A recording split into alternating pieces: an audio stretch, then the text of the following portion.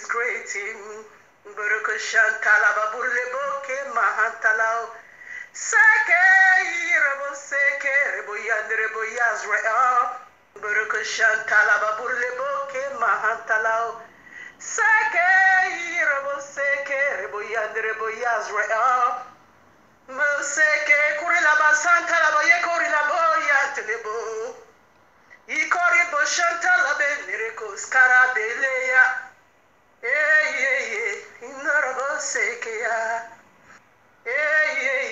Inarabosekeya Kurila Bashantala Be Yariboseke Morodo Sunde Mama Santala Boseke Inarokoskia Baba Yondurlebo Roboseke Jasrael Mama Yasrael Rebobo Ikarabayende Indarakosun Telebo Karibolo Sende Sandalaboye Busekere Matulibo Ibaroko Sande Emo Shantalabo Yazrael Yahudim Morobo Seke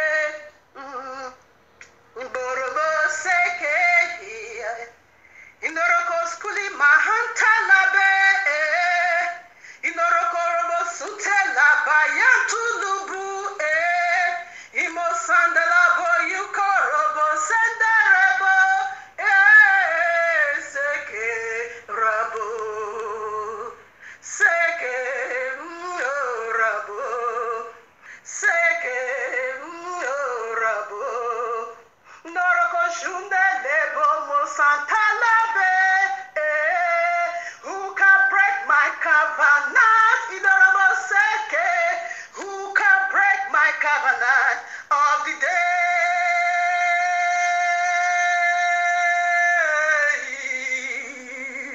Who can break my covenant of the night? Oh, seke Yisrael Imbaroko suntalabe Inoroko sandelebo ye karabu ye Borodo seke Yisrael Suntalabe Inoroko sandelebo ye karabu ye Borodo seke Yisrael Norobo sekebo Ikaraba Inoroko shantabo No ayerebo seke Inoroko shantalabo seke Inorobo seke muhantala bebebeya Inorobo seke Inorodo shantalabo Inorogo skilibabo Inarabo seke Iorobo senderebo My covenant with you is yea and amen. My covenant with you is yea and amen. Eternally Yazrael Inorogo sendelebo Yazrael, you are the one I call by my name. Indiroko Santayabao. Yazrael, Moseke Yekebo. Inoroko Sintalabe. Inoroko Suntalabe. Fear the not. Inoroko Seke Yebo. That can kill the flesh. Inoroko Sundelebo.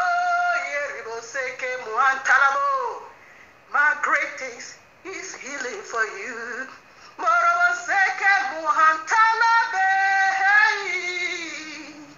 Oh seke Burilebo shantala bobo seke Imo seke yakabu seke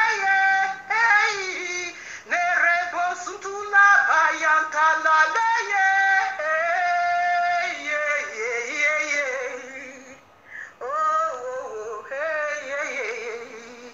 The dark hour is almost over.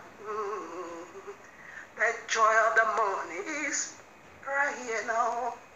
The dark hour is almost over. The joy of money is right here now. Borodo shanda kerebori korobo seke imorodo skurima hantala bobo seke imorobo seke yabe yanga tubu ima santala boye kerebo sandala beye imorobo sutela baye How can I give my glory to others? How can I give my glory to others? How can I give my glory? How? Oroboseke, Imo Santa Labuyeke, Imboroboseke, Urilabaye Nerebo Sundeleya. I am a jealous mighty one. Imboroboseke, Indorobo Santa Labe, Ikorobo, my glory I share. Moroko Suntelabo, Eyeribo Suntelaya.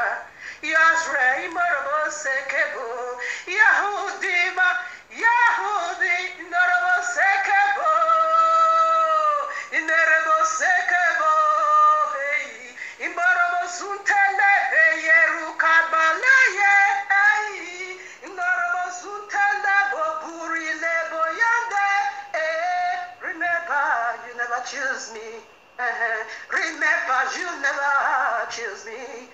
I am the one that chooses.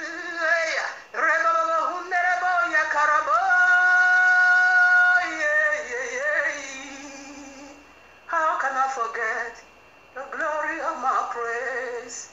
The glory of my praise, you are Israel. The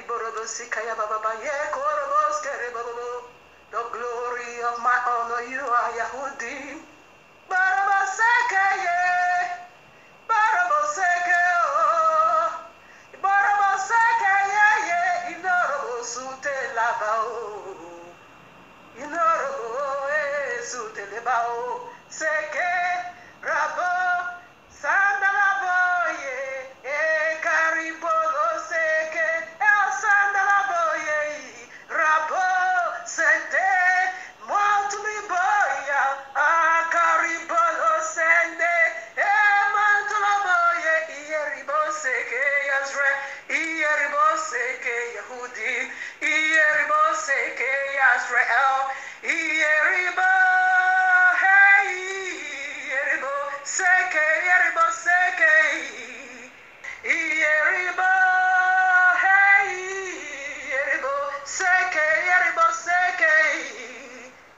My covenant with the day can be broken. If my covenant with the night can be broken.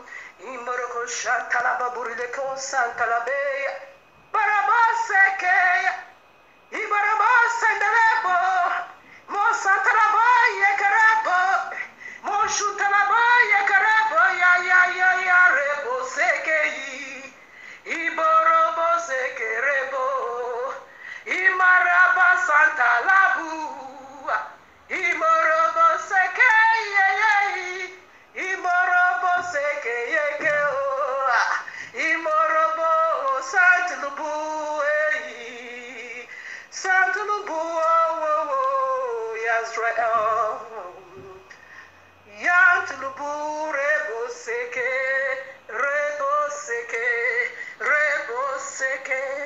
my greatest is healing for you. Greetings to the 12 tribes of Yisrael scattered in the four corners of the earth, and to the Gentiles called by the name of Yehovah. Shabbat Shalom, much love and much prosperity attend you, family, for you are the reason of our time like truth, because the time is simply near. Just as we see the days goes by, and so draw nigh the coming of our Messiah, Yahushua HaMashiach. Just as the Malach of Yehovah said unto Yehukanah the Revelator, sealed not the prophecies of this book, for the time is near. And again, also near is the time, just a step to the door. Exactly what we are doing here, family, decoding end times prophecies, signs, dreams, in preparing people, house, body, for the return of King Yahushua HaMashiach, our eternal bridegroom, to whom due all glory, eternally worship, honor, exaltation, Morika Santalabo riches, power, wealth, to the glory of his magnificent Father Yehovah the Almighty, and to the Ruach HaKodesh, the very blessed one, the forever pure energy, the very DNA of Abba Yahuwah. He is the forever pure energy of Abba Yahuwah. Yes, Abba Yahuwah, you have been worshipped in the temple of your handmaid.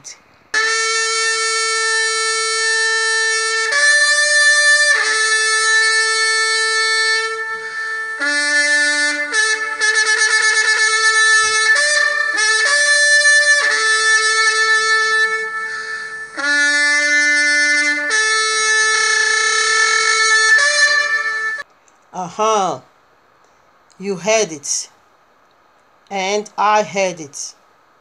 Everyone simply heard it. That is the glory of trumpet. Is so loud. It's not something that is being done in the secret.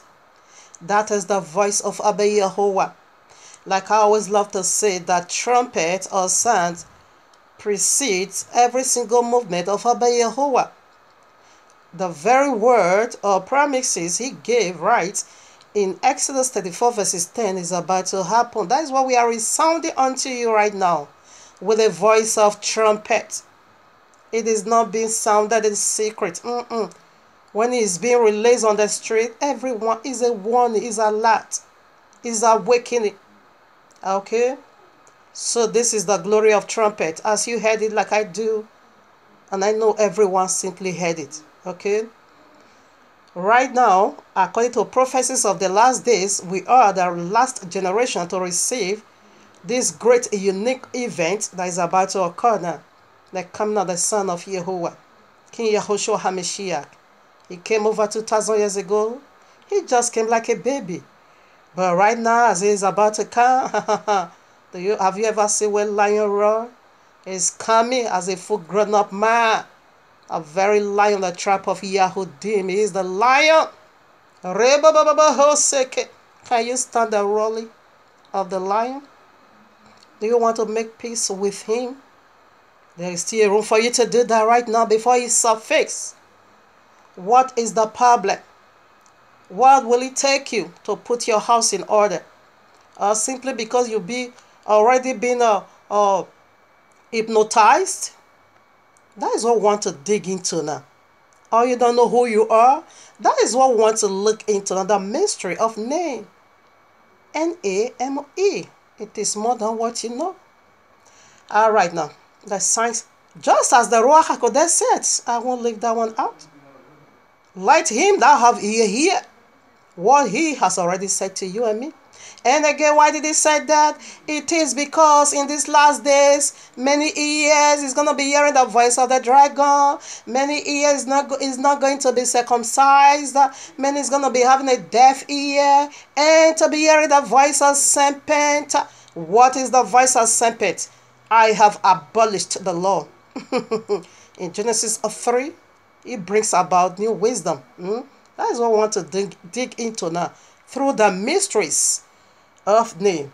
So that was the reason why the Ruach HaKodesh said, let him that have ear hear. Because he know man is going to, third part, of course, of mankind is going to be hearing that Sampeta voice again right in Genesis 3. The very sad part of it, these people said they are hearing the voice of the Most High. Excuse me, people. You can't hear the voice of the Most High saying until you have abolished the law, whereby you see the sign, the criteria, first heaven and the first earth, see counting.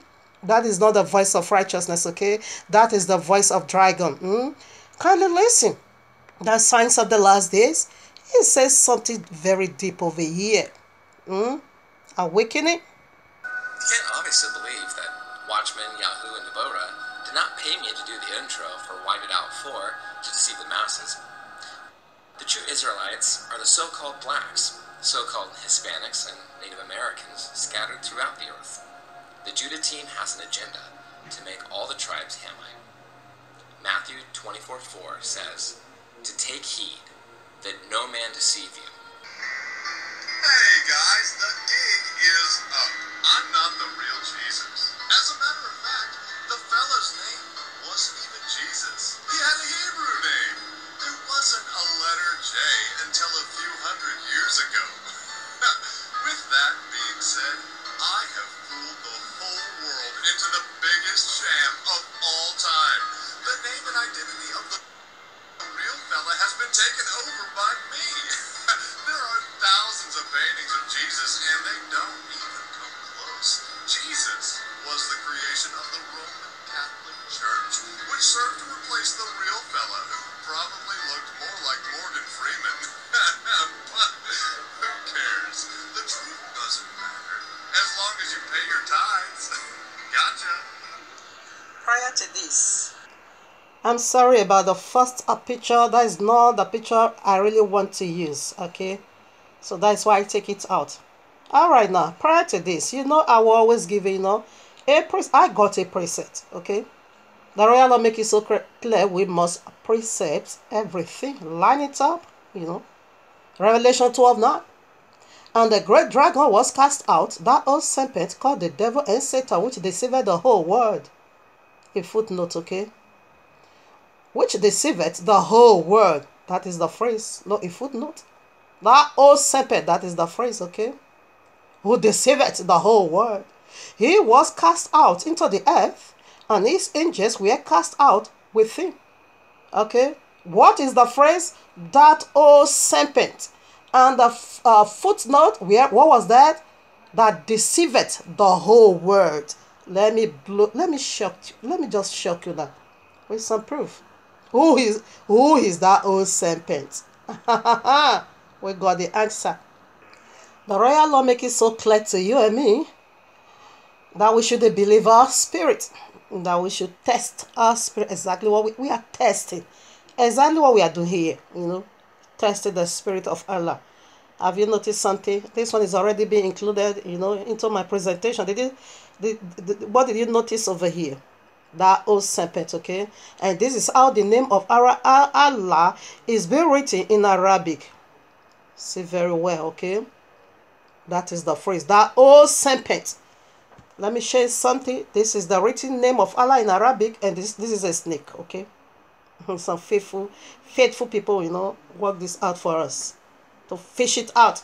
The name of Allah in Arabic is like a snake, a 4D snake. Did you see? This is how it's being written, okay?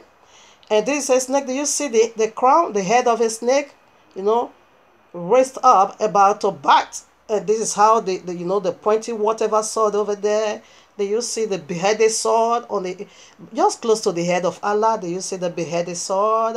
Let us do it. We have more proof. Here I am in Quran, Surah 3:54. And they, the unbelievers, plant to deceive, and Allah plant to deceive the unbelievers. And Allah, He is the best of deceivers. This word deceiver in Arabic, yes, it is called Makkah. Okay. Now we proceed again. Allah is the best of all deceiver. Quran again, the second mouth from Quran itself, not Hadith, no, but Quran, direct from the mouth of Allah. Quran, Surah 7, verses 99, I read, are they saved from Allah's deception? Is a question from Quran, from the mouth of Allah. No one feels safe from Allah's deception, except those that shall perish. That is a pure lie. Except those that shall not believe Quran, except those that will not take Allah for a savior, except those that will reject Allah and this nonsense Quran. They are the one that is going to be saved. But Allah also quotes something over here, except those that shall perish. That is not true.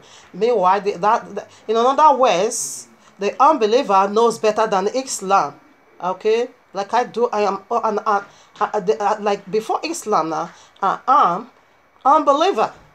Okay, infidel. Okay, according to Quran, I am the worst of all creatures. Okay, because I don't believe Quran.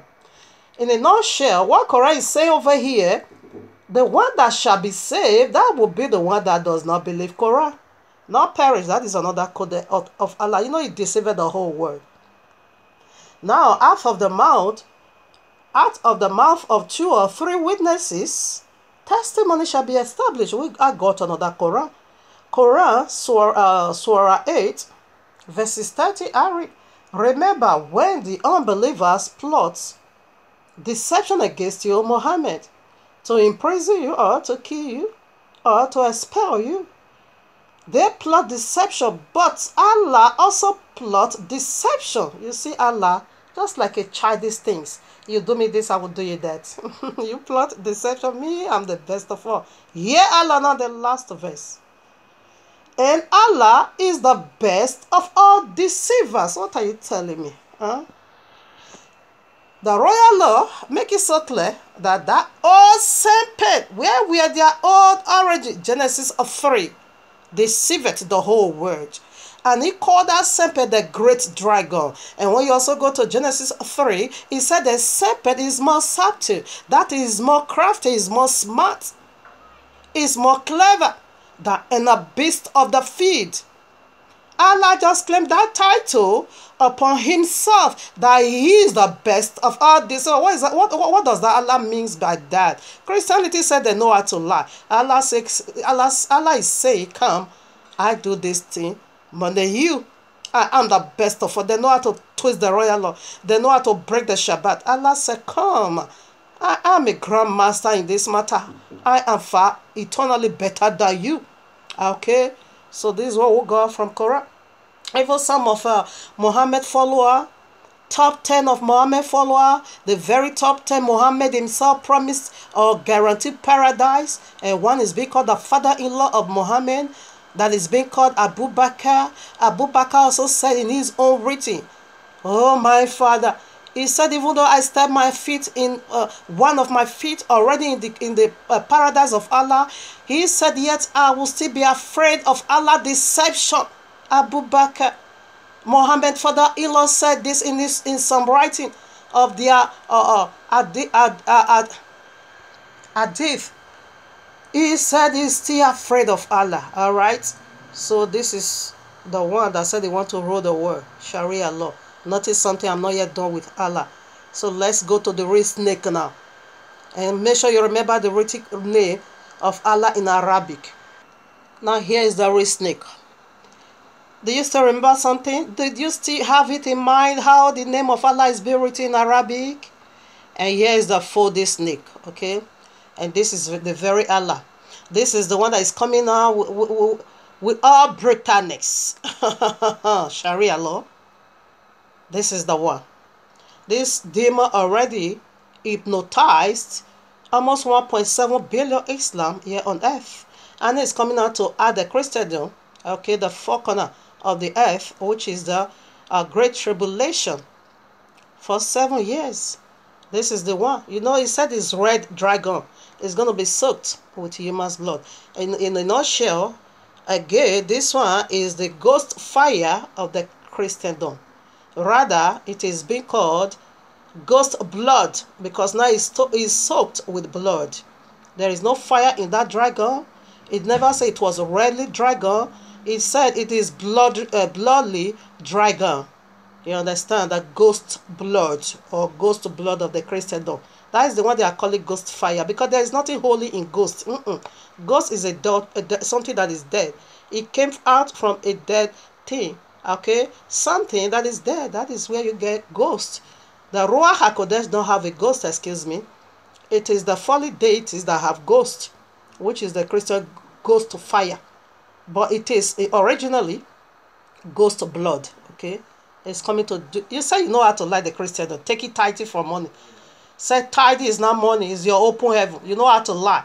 Breaking the Shabbat. You said Jesus done away with the royal law. But if you want to steal, you go to the royal law. Eh? You say you know how to lie. Don't worry. Allah, your grandfather, is on his way for you. The very grandmaster of great deception that deceived the whole world. That old serpent is the phrase right from Genesis 3. He abolished the law over there. He breaks it and he now established Babylon. Yes, it's coming again. Oh, you know how to lie. Allah is your grandfather, okay? It's on his way for you. Right now.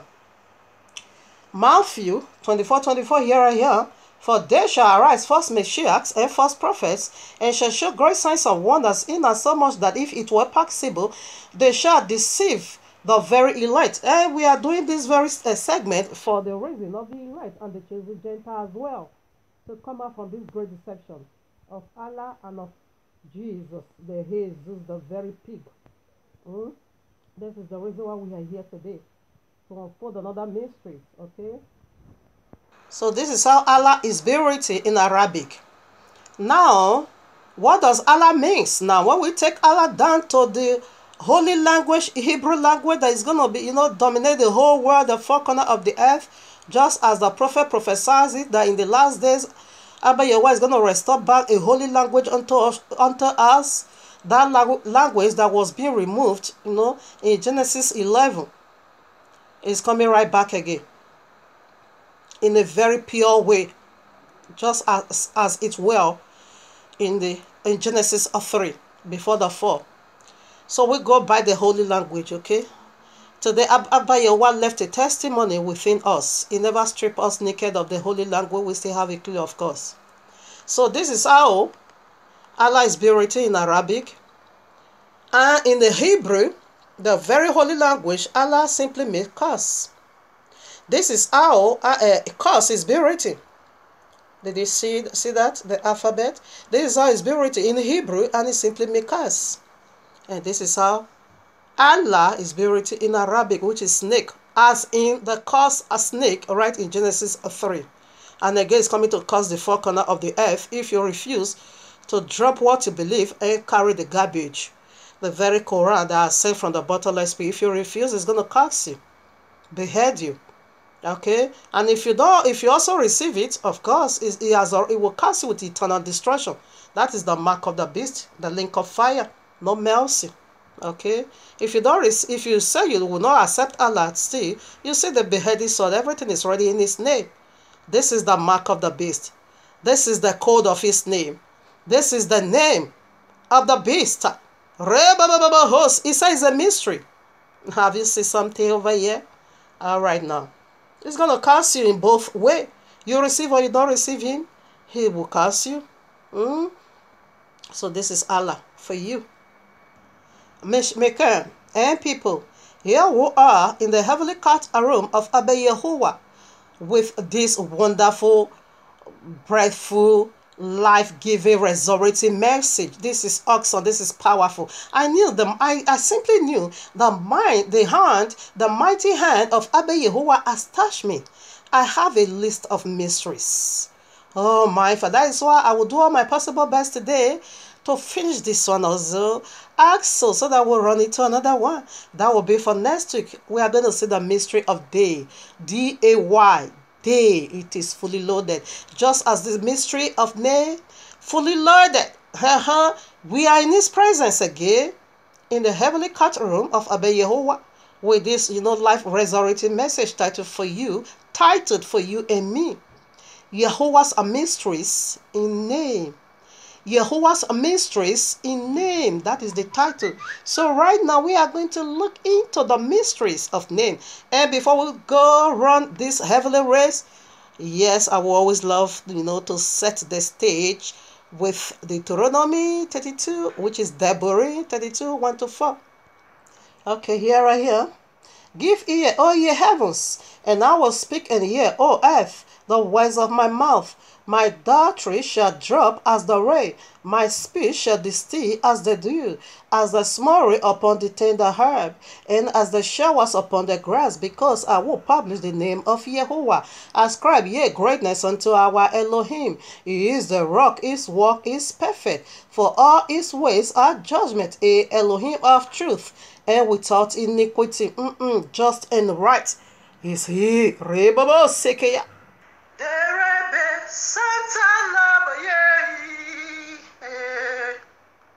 Derebe Santa Labaye, Derebe Sunde Labaye, Derebe Santa Labaye, Derebe Sunde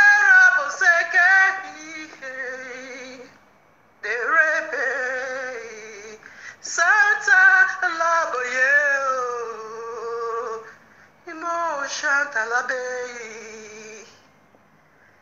Derebe Santa Labe.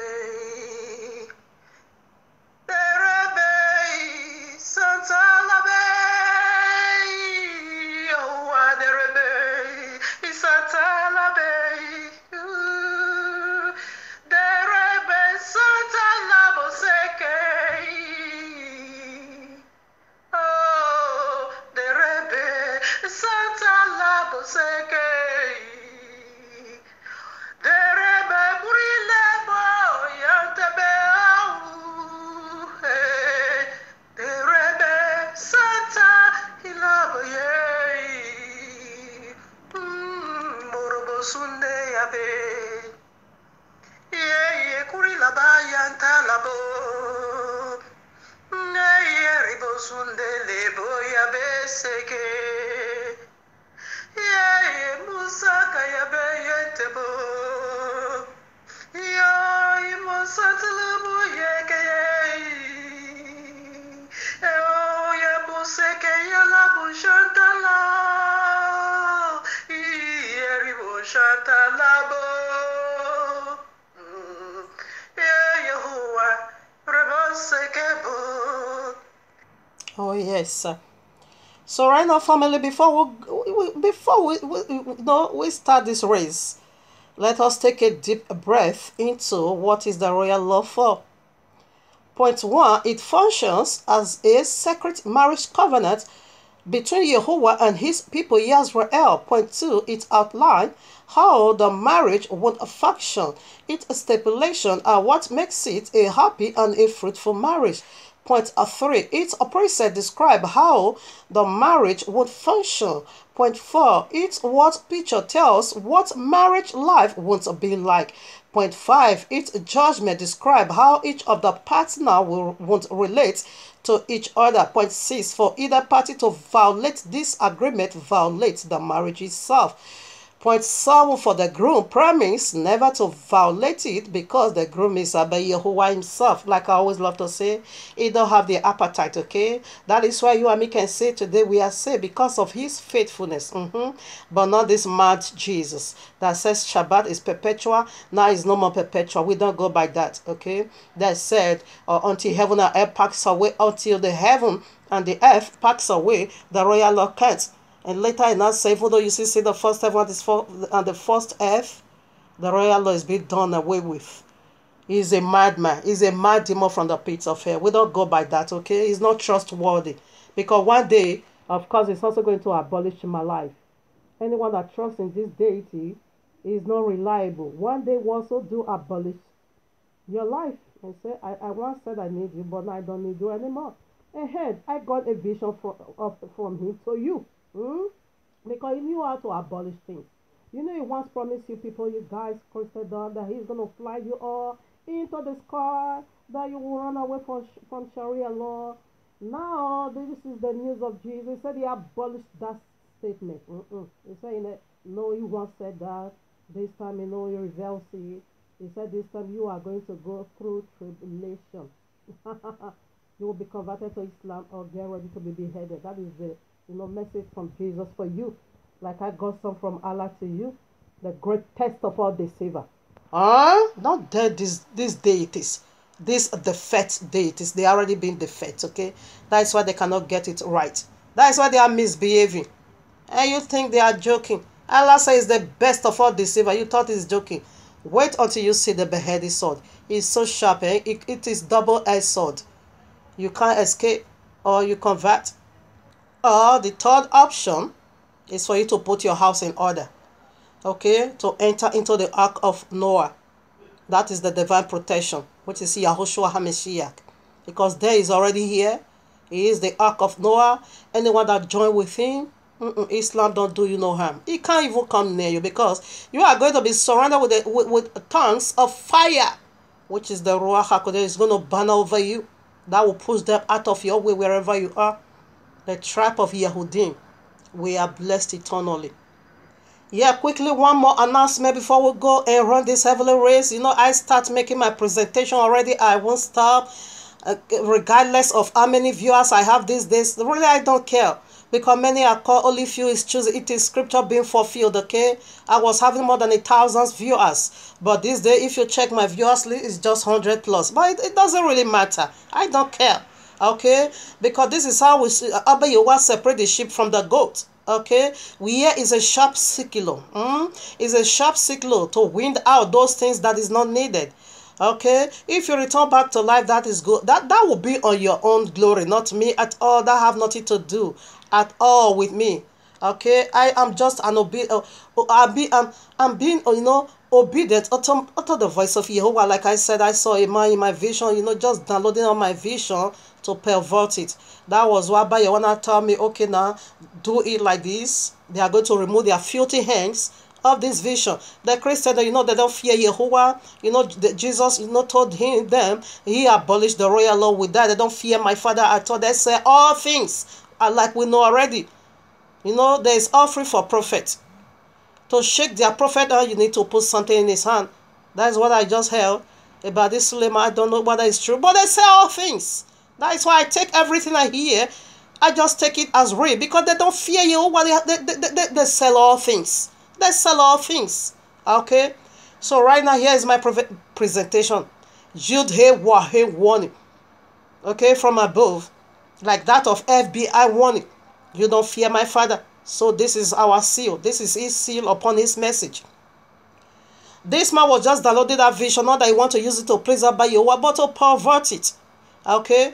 So that is wicked. And we are destroying Jesus right here. Jesus is the mark of the beast. And Allah is the eternal mark of the beast. Well, if you say Jesus gave you this vision, which means you are just, rebuilding what we are destroying. Here is the security. If you download this vision, Abba Yehovah is bringing out of me these days in reaching out to his people. And said Jesus give it to you. If you download it and resound it under the voice of you and said Jesus gave it to you, Ebola will attend you in Yehovah's mighty name. The second. If you download my message and resound it under the voice of you and use it to please any deity such as Allah, Jesus, Christian or Ghost Fire, the causes of Sapphira and Ananias will attend you in Yehovah's mighty name. The last, not the least.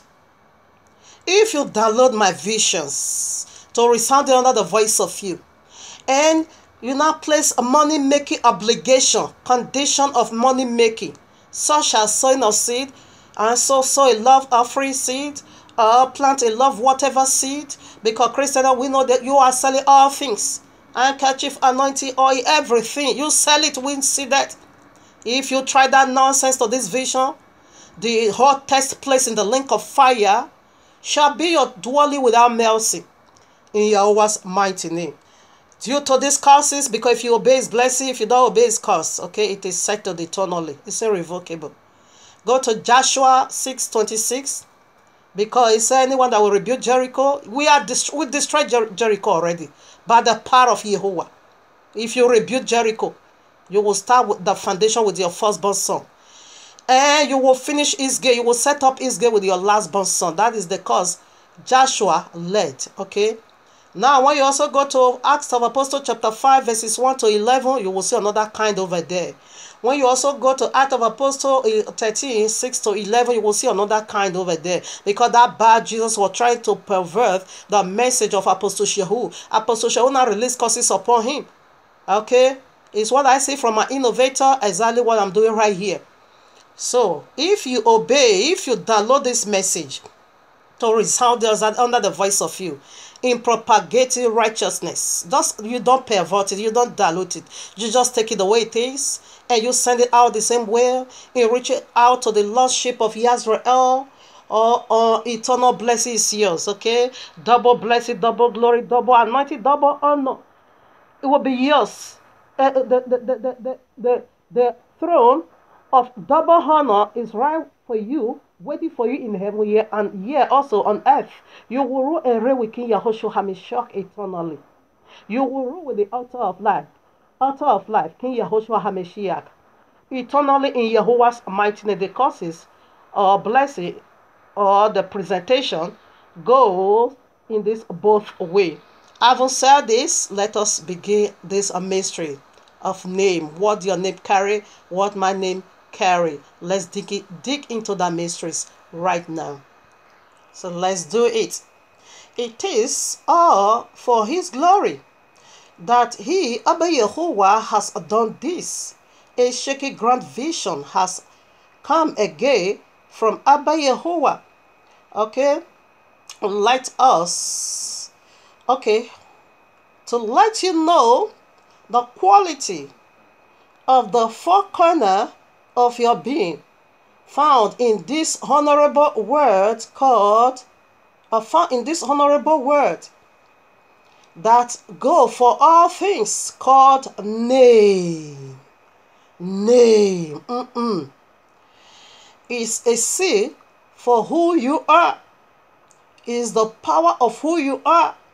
It is one office both for Jehovah, serpent, heaven, earth, link of fire, angels, demons, human, animal.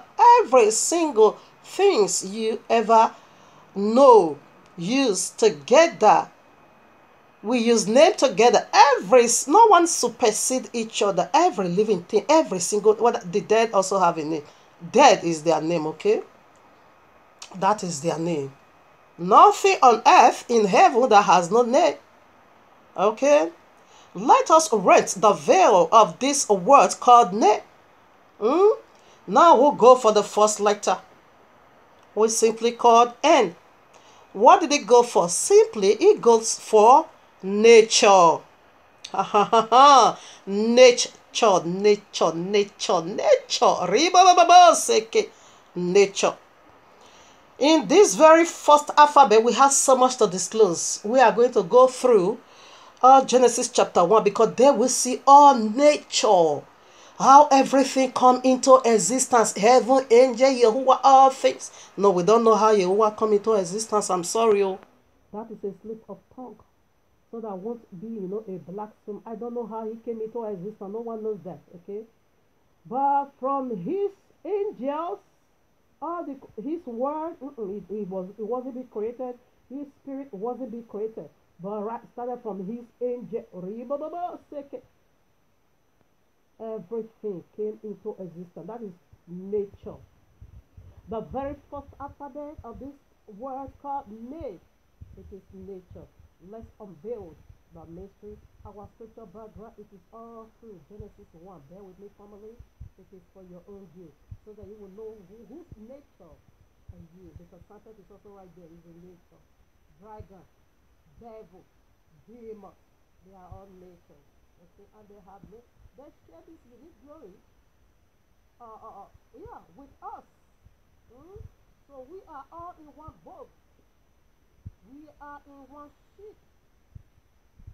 So you will check out which nature is you. So right now, here we are in Yeshayahu of 46 verses 9 to 10. So we are going to see something over here that Abba Yahuwah declared or said. I read 9 verses 9. Remember the former things. That's what we want to remember today, okay? Remember the former things of old. Yes, of old. Genesis 1. Bereshit. For I am Yahuwah, and there is no else. I am Yahuwah, and there is no one like me. That is his uniqueness, okay? Now 10. Declaring the end from the beginning. In the beginning, Yahuwah created heaven and the earth. That's why I want to see what he did in the beginning. So he declared the end. That is revelation from the beginning. That is what is already saying here, or in a nutshell, he declares your end right from your beginning. Let's take it this way. Of course, Genesis is your beginning. That is where you begin, this race of life, and you now end it up where? In Revelation 22, in the New Jerusalem, or in the link of fire. That is the nature we want to disclose over here. And from ancient times, the things that are not yet done, saying, my counsel shall stand, and I will do all my pleasure. So why did he say his counsel shall stand? Because somebody is running a race with him over there in Genesis 1. Somebody is playing game with his, dignity. Somebody is playing game with his, plans of life. So that was why he said, my counsel will stand. So in the beginning, he said we should remember things of old, declaring the end from the beginning. So right now we are going to Genesis 1. So here I am in Genesis chapter 1. We are going to start right from the beginning, as Yeshayahu refer us back to Bereshit. Here I am, chapter 1. In the beginning, Yahuwah created the heaven and the earth. And the earth was without a form, a void, and darkness, that is a footnote. And darkness was upon the face of the deep. And the spirit, or the ruach of Yahuwah, moved upon the face of the water. That is another footnote. Okay, now verses 3. And Yahweh said, let there be light, and there was light. Another wonderful phrase over there. And Yahweh saw the light that it was good, and Yahweh divided the light from the darkness. Another phrase. And Yahweh called, there is a name, the light day, and the darkness he called night, and the evening and the morning were the first day. Right now we got a lot of, commentary over this verses 1 to 5. So we are going to be taking it step by step.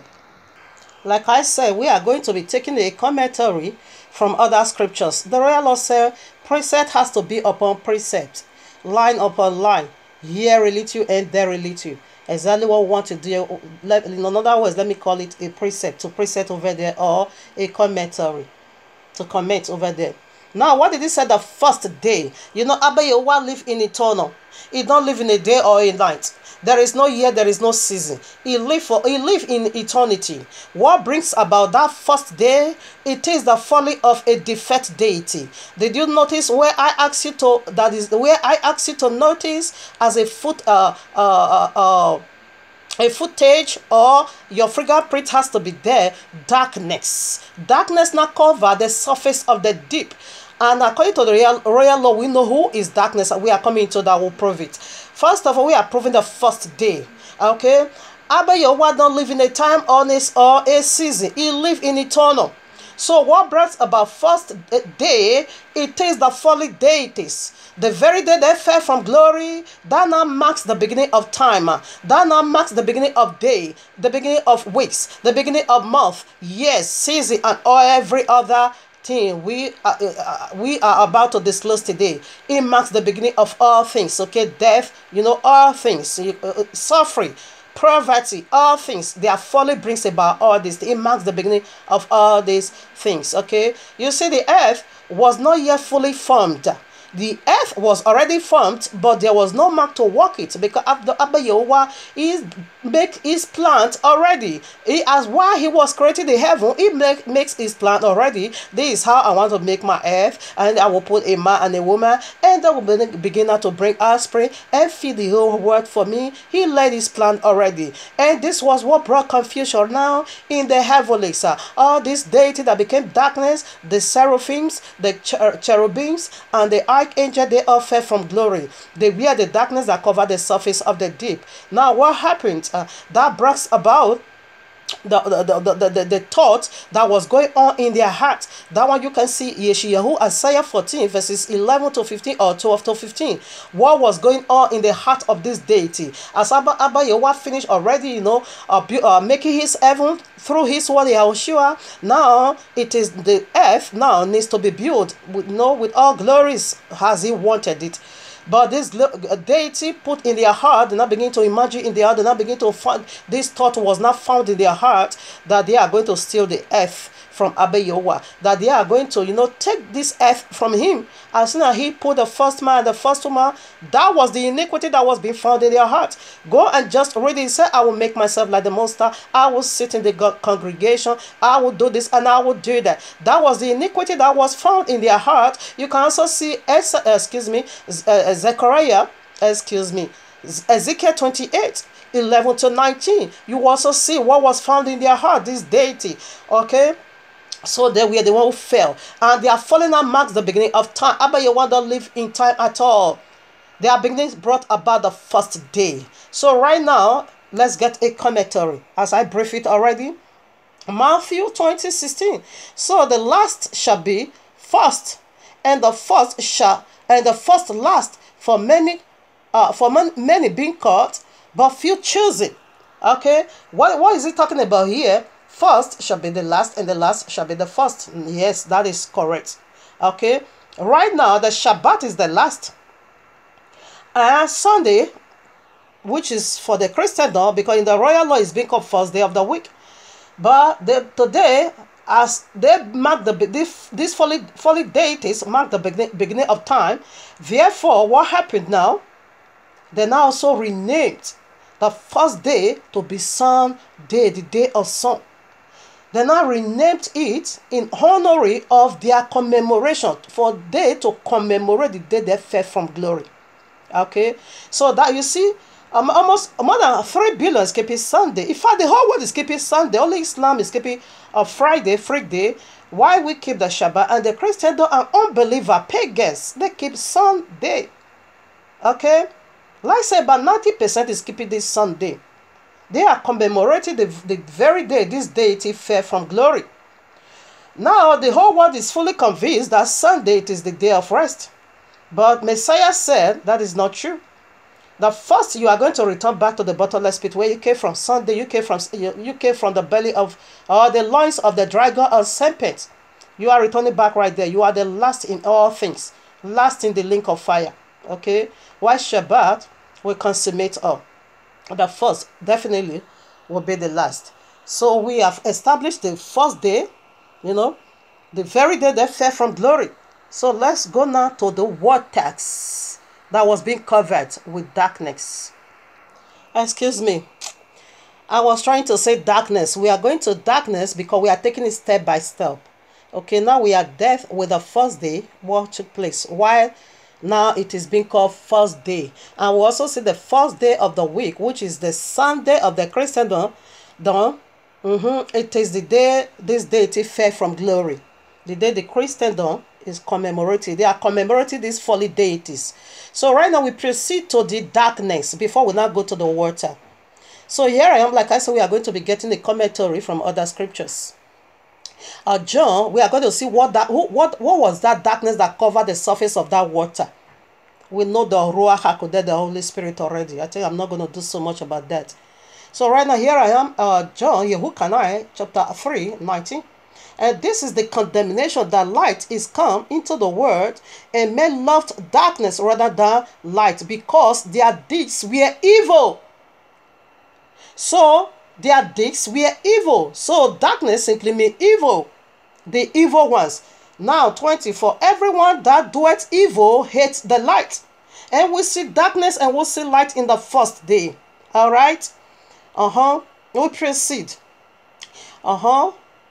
For every man that doeth evil hates the light, neither cometh to the light, lest his deed should be reproved. So now we'll see what darkness is. Darkness is simply evil. And who is the evil? The tree of the knowledge of good and evil. They are the darkness that cover the surface of the deep, the water. Alright? So we proceed. So right now we are going to who was that light? That Abba Yehovah said, let there be light, and there was light. Who was that light?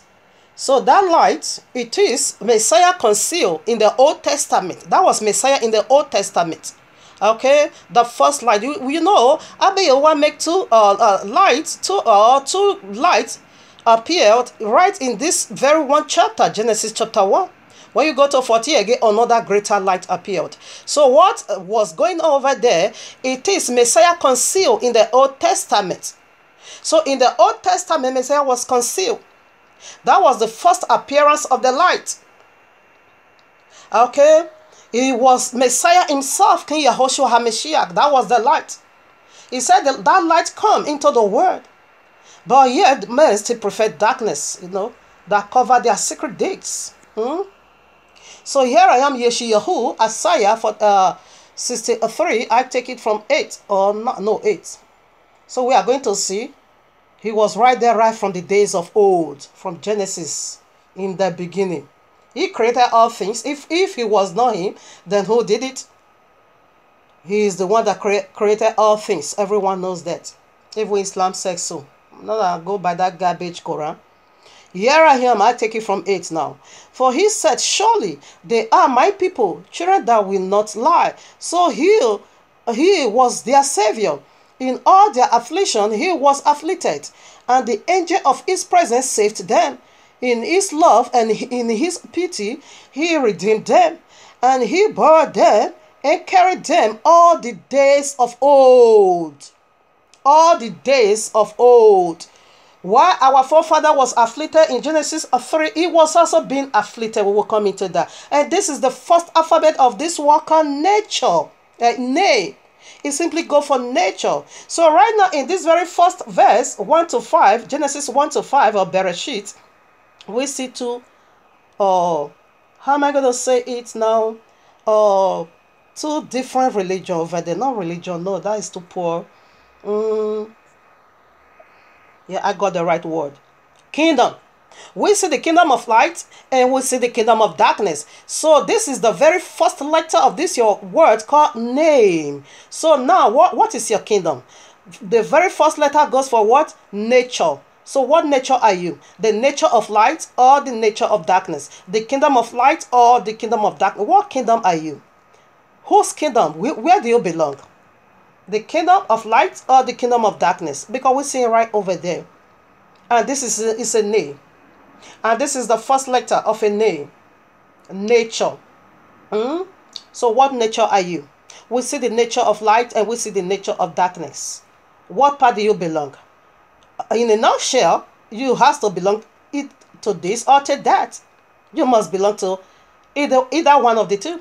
So check out your lifestyle, whether you are the nature of darkness or you are the nature of light. That is the first alphabet that go for name. So we are still proving who is the light. That is what we are dealing with now. In the first day, he divided darkness from these two kingdoms is divided, okay? The kingdom of light and the kingdom of darkness. These are the two nature here on earth. And these are the two deities that, that controls the earth. So where are you now? That will be your question to answer. Here I am, Exodus Shemo 23 from verses 20 to 23 also. I read, behold, I sent, listen, it is Abba Yahweh speaking. Behold, I sent an angel before thee, to keep thee in all thy way, and to bring thee into the place which I have prepared. Beware of him, and obey his voice. Provoke him not, for he will not pardon your transgressions. For my name is in him. For my name is in him. The only angel that's ever carried the name of Abba Yehovah, it is Yahushua HaMashiach. Yehokanai John 5:43. He said, I come in my father's name, Yahushua. His father's name, it is Yahuwah, meaning I am that I am, the self-existing one. And his son's name is Yahushua, meaning I am that I am, is salvation. I come in my father's name. And he said this, an angel, not angels, and one singular. He said, my name is in him. So we all knew, agreed, even though you are a Christian, pork eating people, but yet they all agree that Messiah created all things. Islam, they agree Messiah is the word of Allah. He created all things, of course he did. John 1:1 said that. Colossians 1, I think 13 to 15 said that. And that is true. So we approve that light was him. He was Melchizedek. He was Melchizedek. I don't care what they said, because they say some have a dispute and say it can't be Melchizedek. Why? Because Melchizedek, if he's Melchizedek, why should the Hebrew say he will come in that priesthood? It will come in the order of Melchizedek. How can he come in the order of himself? And Melchizedek don't have father, don't have mother, but Yahushua was having a mother. That is left for you. Poor understanding. He was Melchizedek. No matter how you read it left and right, that will be for you. Because Melchizedek, he don't have no beginning, don't have no end. How can you ascribe that glory to just common man? That is Yahushua HaMashiach. His beginning, he has no end. He has no father, no mother. We don't have his origin. We don't know where he came from. What are you saying? You attribute that glory to just ordinary man? Yes. Some is also saying, how can it be the king of Shalom? And whereby there were a lot of sinful people there. Is Almighty or one existing? Why the iniquity filled the whole place? Is the royal honor with the Christendom? Why their heart is being filled with darkness? Yes, it is willpower. It can't force you to change. It can be right there. Iniquity can be everywhere if they want, until the day of consummation. He never said iniquity is not going to reign The only where place iniquity will not reign, that will be the New Jerusalem, Revelation 21. You can't find iniquity anymore. Now iniquity is everywhere. So don't tell me because he was, if he's the Messiah, why should iniquity be everywhere? You can't judge that. It was Melchizedek, okay?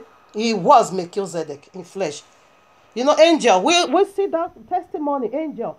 When Angel Gabriel came to Maria, he said, Ma. When Angel Gabriel also came to Daniel, he said, Dama. You see, the mother of Samson, when the angel also came to him, he said, Ma. What about Sodom and Gomorrah? 2 angels that also came to Lot. He was male. That is why the men of Sodom and Gomorrah said they want to have sex, homosexuality. They always come as a man. And that was Melchizedek, Yahushua HaMashiach, okay? So we are proving that. Let's proceed now for the sake of time. Now we take from 6. We are going to see the work of the second day. We established the first day already. And said, and Yahuwah said, let there be a firmament. We are coming right back to that water, okay? And Yahuwah said, let there be a firmament in the midst of the waters. Now we are going to handle the part of the water. And let it divide the waters from waters. Water is going to be separated from waters. Now just as darkness, light was being separated from darkness, and he named them. 7. And Yahuwah made the firmament and divided the waters which were under the firmament from the waters which were above the firmament. And it was so. And Yahuwah called the firmament heaven, and the evening and the morning were the first day. And Yahuwah said, let the waters, let me still take it. And Yahuwah said, let the waters under the heaven. Okay, no, that is it. I stop over there. I'm sorry about that. So let's deal with now the issue of water. You know, now we see some water above and we see some water now beneath. So some water is being elevated and some water is being, brought low. So let's check that out. What is water in the first place?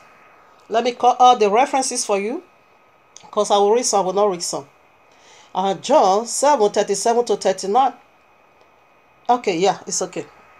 So I read now. We are going to see what water represents. According to biblical terminology, water go for 3 dimensions. It goes for the Ruach HaKodesh, it goes for the word, and it goes for people. So a water was being elevated and water was being, diminished to the lower part.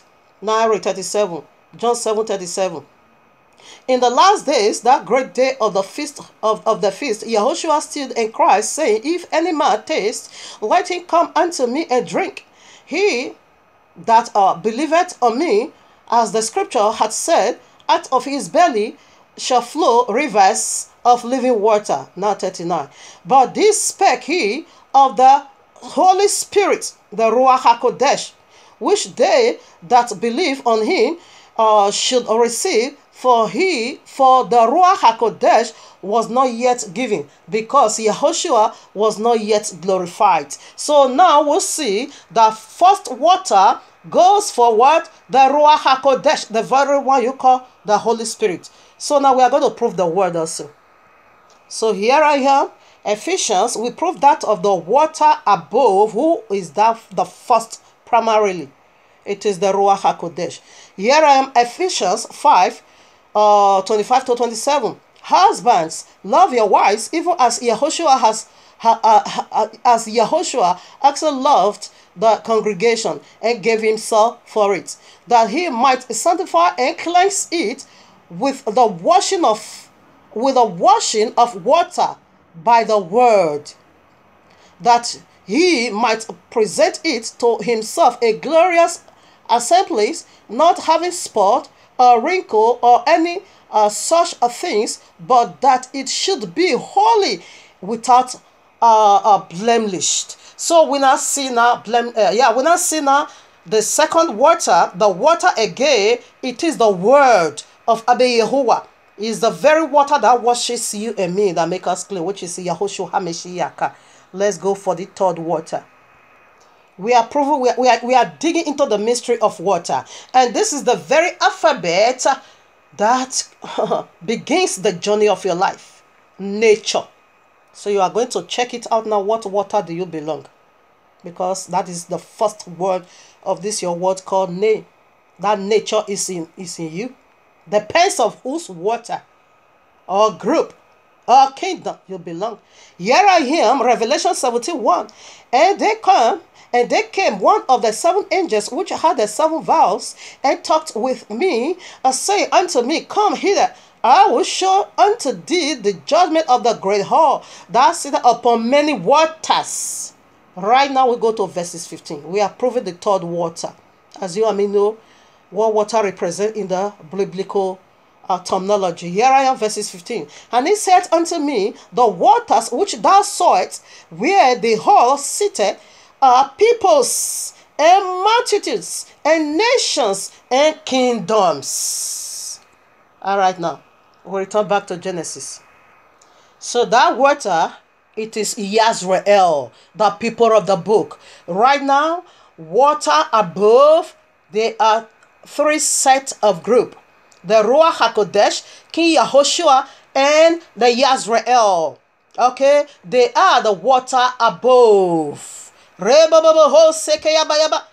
are the water above. What does that signify? That is the Ruach HaKodesh, and Yahushua HaMashiach is right in us, the people of the book. That is why we don't go by crap, because we are the water being elevated above. So now the water below also go for 3 things. Just as we take it this way, there are water also below. And that water below, what did it go for? If there is Holy Spirit, therefore there is unholy spirit in that water. If there is holy word of Abba Yehovah, there is unholy word of devil right in the water. If there is holy people of the book, therefore there is unholy people, which is the Gentile. We'll prove that now. So this is the 3 things. So we proceed. I'm going to prove the water more. The water below. We are heading out to the water below at precise, I think so. So right now I read verses 9. And Jehovah said, Let the waters upon the heaven be gathered together unto one place, and let the dry land appear. And it was so. So the water that is below, after Abba Yehovah elevates some water to be, as we are still talking, there is water above, okay? So right now, just as you see the sea, there's also river, water above, for a reason. Now, we see the water that is below is being gathered together, and it now said unto them be in one place. Therefore, it now said dry land shall appear, and it was so. And Yehovah called the dry land earth, and the gathering together of the waters called sea. And Yehovah saw that it was good. And Yehovah said, Let the earth. Okay, right now, you know what water is already. The water that is called sea, now you know what it is already. No need to go back to the same scripture again. That one will prove already. Okay, so we are still coming more into that sea. So we settled that already. So 11. And Yehovah said, now we are going to deal with the earth himself. And Yehovah said, Let the earth bring forth grass, the herbs, yielded seed. We are going to handle the seed now, okay? And the fruit, okay, with the fruit, and the tree, and the fruit tree yielded fruit after his kind. We see the tree over there, they are after their kind, their seed also, whose seed is in itself upon the earth, and it was so. And the earth brought forth grass, herbs, yielded seed after his kind, and the tree yielded fruit, which seed was in itself after his kind. And Yehovah saw that it was good. And the evening and the morning were the 3rd day. So let us deal with the tree and the fruit and the seed that have their own kind inside of them. This is the nature of two different kingdoms. So right now, let us first of all handle the tree, and we will go for the seed, and we will go for the fruit. Again, Genesis 2:9. And out of the ground made Abba Yehovah grow every tree that is pleasant to the sight, and good for food. The tree of life also in the midst of the garden, and the tree of the knowledge of good and evil.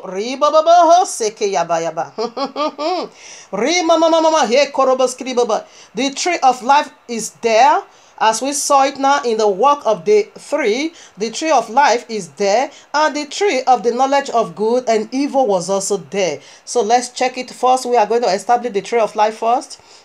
The Revelation 22 verses 1. And it showed me a pure river of water of life, clear as crystal, proceeding out of the throne of Yahuwah and of the Lamb, and in the midst of the streets of it, and on the either side of the river, was there the tree of life. The tree of life is Yahushua HaMashiach. The tree of life, he is the very one that his seed is inside him. And his seed remain inside him, and his seed now brings forth now his fruit. And we also see the tree of the knowledge of good and evil is right there. It's 2 kingdom, people. And this is the first alphabet of your word, of this word called name. You have a name and I have a name. The first alphabet, it goes for 2 kingdom. It goes for 2 tree. The tree of life and the tree of the knowledge of good and evil. And these 2 trees have their kind inside of them. Because it said their seed is inside of them. And their seed is going to bring now fruit. Okay? So right now, the tree of life, he is the one who brought out the seed, which is Yazrael, okay? Because these are the water that is being elevated in the firmament, right in the heavens. Let's prove that. So we prove the tree of life, the tree over there in day 3, because Abba Yawasa declared the end right from the beginning. This is his prophecy. This is how Abba Yawa declared it right from, and he now bestowed this hidden glory in the name. That is who you are. Okay, right now we prove the tree already that have his seed. We are going to go for the seed now. The tree, this tree are two different kingdoms. One tree and the other tree, and this both tree, they have their seed inside of them. They will produce their kind. So right now, let's check out the seed. The seed over there, it is their sperm. As a man, you have a sperm of production to reproduce. And this seed is going to reproduce. It's going to bring out fruit. Okay. So right now, we are going to see the seed inside the tree of life. It is Yazrael. Ezra 9:2. I read,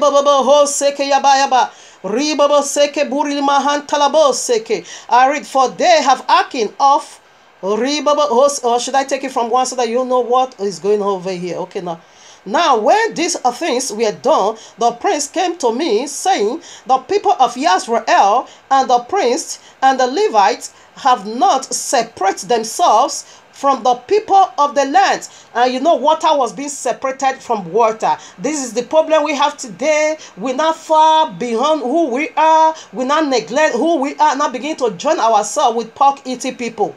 The people of the book meant not to join themselves with the Gentile.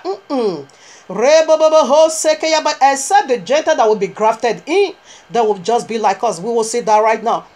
This is the plans of salvation right from the beginning. All right now. Separate themselves from the people of the lands, doing according to their abominations, even of the Canaanites, the Hittite, the Perizite, the Jebusite, and the Ammonites, the Moabites, and the Egyptians, and the Amorites. For they have taken of their daughters for themselves and for their sons, so that the holy seed, the holy seed, this is the seed of King Yahushua, Yahushua's sperm, Abba Yahuwah's sperm.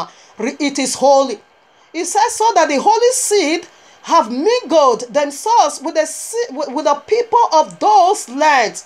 Yea, the hand of the prince and the rulers has been chief in these trespasses. They have done wickedly. They mingled the seed together. So right now, we see who is the seed. We are also going to see the seed of the serpent. So here I am, Genesis Bereshit 3:14. I read. We are going to see the unholy seed. They are the seed of serpent, okay?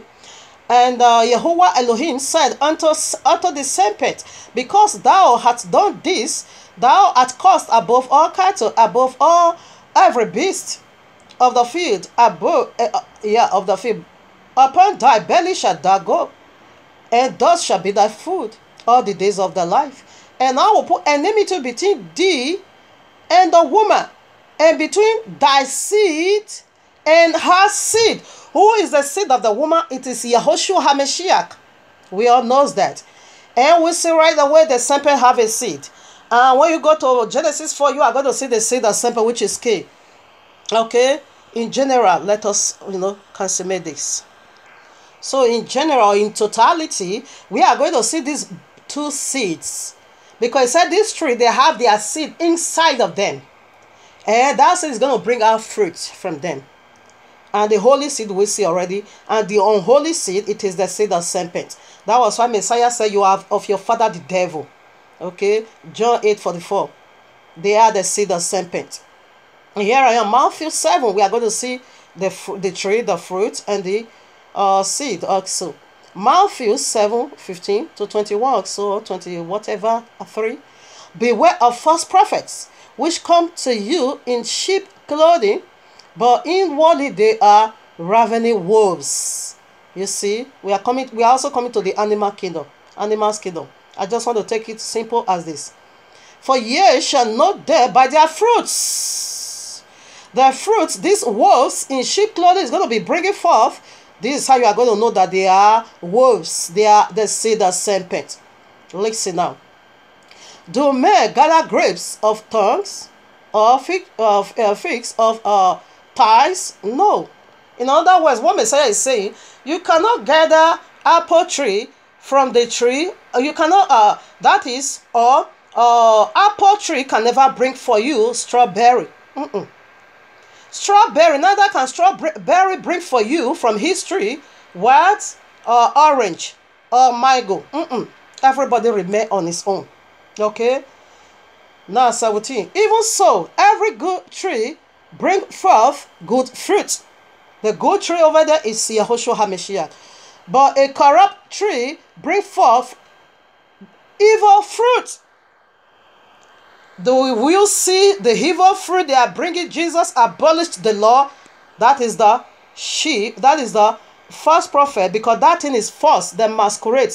They are false, but they said they are real. But this Messiah now put a criteria. This is how you are going to nail them. These are the other kingdom. We are dealing with two kingdoms over here. So these are the other kingdom, the water below. This is their job. Their assignment, it is not to pollute the rite, to pollute the holy seed. 18. A good tree cannot bring forth evil fruit, not at all. Neither can a corrupt tree bring forth good fruit, not at all. Jesus can never bring forth good tree. Good fruit, never. Christendom, no. You see that they are waging war against each other. Fire is already in their camp because we are crying. They must let our brother and sister go because they are the Babylonians of these days. We are crying. They are pharaohs of these days. Abba Yahweh said in Ezekiel 29 verses, I think 2 or 3 over there or 4. He said Pharaoh, the great dragon. Christianity is the great dragon. The same we are taking it step by step now. You know already the kingdom, who they are, they belong. They hold our brother and sister bent, feeding them with the food of iniquity. They are evil tree. That's why we are crying out today unto Yahweh. Confusion is already in their midst. We have seen the testimony everywhere because somebody else touched their open heaven, which is tight. They roll, all of them. 19. Every tree that brings forth not good fruit is hewn down and cast into the fire. Hewn down simply means you will be cut down into the lake of fire. Therefore, by their fruits, he repeated it again, ye shall know them. Not everyone that call Adonai, let's check their fruit now. Not everyone that say unto me, Adonai, Adonai, shall enter into the kingdom of my Father, into the kingdom of heaven. The kingdom of heaven is the one that is being elevated to the firmament. Anyone that wants to enter, even though the converted Gentile or the grafted in Gentile, they will be elevated into that water above. No one here on earth, no one in the field, the water below. The Gentile that is being grafted in, they will ascend right away with us. Okay. Many will say unto me that day, Adonai, have we not prophesied in thy name? And in thy name have cast out devils, and in thy name do many miracles. And then will I prophesy plainly unto them, I never knew you. Depart from me, ye workers of iniquity. Right now, you see name over there. We are dealing with the first alphabet of name. These holy deities that give their people a name. And they are trying to enforce that on our Messiah, that is our Messiah's name, Jesus. No, Jesus is not our Messiah's name. That is why you also get it over there. That is not my name. And that Jesus name can never make you to elevate your spirit right to the firmament. No. As soon as you big grafted it, big data, you big grafted it, right away your spirit will ascend to that firmament. That is where your is gathering us all now in the firmament. Until it cleanse the earth and bring us down over here. That is the mission that is about to occur. I pray about you will help me to finish this message because it's fully loaded. It's very informative. So they are trying to enforce this mark of the beast name and say it is our Messiah name because they are doing miracle with it. Messiah now said, no, that is not my name, okay? You workers of iniquity. What is iniquity? Iniquity simply means practicing of sin. You are living in sin. And what is sin? Sin simply means breaking the royal law. They are law breakers. And that is the Christendom. And their father said, he abolished the law. These are the two kingdoms. One kingdom is right there to abolish the real thing. That is what we are dealing with. So what nature are you? Because this is what we are dealing with over here. What nature are you? What kingdom do you belong? As this first alphabet N starts your name. You have a name and I have a name. You belong to kingdom and I do belongs to kingdom. What water do you belong? The water above or the water beneath? That is what we are digging into. This is the mystery of this very first word called name, N, alphabet. Abba Yahweh simply said, I declare the end right from the beginning. Here we are, Romans chapter 9, verses, I'll take it from 12 now. It was said unto her, the elder shall serve the younger, as it is written, Jacob I love, Esau I hate. Okay? What shall we say there? Abba Yahweh is unrighteous. No, it prophesies it already because Esau belongs to the other kingdom. That is the mystery over there. Now I read 16. So then, it is not of him that willeth, nor of him that runneth. Where there's a place of, yeah. It is Yahweh that showeth mercy. For, okay. So I read 19 now. Thou wilt say there unto me, why doeth he yet find fault? Yet why doeth he find fault? For who can resist his will? Nay, but oh man, who are you? Who art thou? Thou repliest, Yehovah, shall the thing formed say to him that formed it, why hast thou made me this way? Hath not the potter have not right the potter over the clay of some loop to make a vessel of honor and of some unto dishonor? Yes, he makes some water for a vessel of honor, and he also makes some water for a vessel of dishonor. The other word, which is being called Gentiles, they are the seed of Semper. They proceed from Semper. That is why they are being dishonored. So right now we are going into the work of day 4. Genesis 1, 14 to 19. And Yahweh said, let there be, we have death with the works of day 3. We check out the seed and the fruit and all that, and we also see the some, some water is being elevated for honor and some is being, demoted for dishonor, which is the Gentile. We will prove that more. Now I read 14. And Yahweh said, let there be light in the firmament of the heaven. This is the second light now, the very greater one, to divide the day from the night, and let there be for signs and for seasons and for days, a footnote also, and for years, okay? And let them be for lights in the firmament of the heaven, to give light upon the earth. And it was so. And Yahweh made 2 great lights, the greater light to rule the day, and the lesser light to rule the night. He made the stars also, and Yahweh set them in the firmament of the heaven to give light upon the earth, and to rule over the day and over the night, and to divide the light from the darkness. Still dividing. He's still making a separation. He's serious about this matter. And Yahweh saw that it was good. And the evening and the morning were the fourth day. So now let us deal with. We see there, sign. Another light. We know that one already. It is King Yahushua HaMashiach. He is the light of the world. That one we know already. I don't need to talk too much about that. Okay. So right here, we'll see the star. We are going to look into the greater light, which is Yahushua, and the lesser light, which is Yisrael, and the stars. We see the season over there. It is Abba Yahweh's calendar. It is Abba Yahweh appointed time to meet with us. That was why he said he put them as a sign. So first of all, we are going to see the sign that he placed in the firmament. It is King Yahushua. In the fourth day. The fourth day, it is the midst of the week. It is the day between 7. Okay? 3 over here and 3 over there is the center, is in the center. And he now gave us this sign in the midst of the week. And when you go to Daniel, that is the birthday of King Yahushua HaMashiach. Let me read that. No, let me stop talking and read. So now let us first of all handle the sign and the firmament that appeared in the midst of the week. You know, a day as 1,000 years. In the 4,000 year Messiah appear here on earth. Yeshayahu, Isaiah 7:14. Therefore Yahuwah himself shall give you a sign. Behold, a virgin shall conceive and bear a son, and shall call his name Emmanuel. Meaning Yahuwah is with us. Elohim is with us. Okay? We are dealing with the alphabet of names. And see what he contains, fully loaded. Alright now? So we see already the sign. It is Yahushua HaMashiach, a virgin, conceived. Okay, Yahushua HaMashiach. Here I am, John 8:12. Then spake Yahushua again unto them, saying, I am the light of the world. He that followeth me shall not walk in darkness, but shall have the light of life. That darkness there is still referring to devil. You can read Matthew 2, 1 to 12 or so, or 11. You will see the sign, how the 3 male, from Babylon, the Magi, how they came through the star, the kingly star. It was a sign. Okay, how they locate where the newborn baby was. I think 2 years or so. Now let's check out the lesser light, which is Yisrael. Because Messiah said, where I am, there you will be up. So Messiah is up there.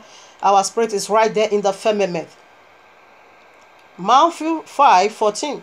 Ye are the light of the world. A city that is set on an hill cannot be hid. Where is the firmament? Up over there. Okay? That is the city being set up high. We are not beneath. We are the head, up high. That is the water elevated. We are the lesser light, still to reflect the greater light, to preach Yahushua HaMashiach, like what I'm doing now. You are the light of the world. Okay, so we are the lesser light. Let's go now for the stars. Psalm 147 verses 4, Tehillim. So I read, He telleth the number of the stars. He calleth them all by their names. So let's check out who is the stars. Now I read Revelation 8, 10 to 11. We are digging now into the stars. He called them by their name, that he also placed in the firmament.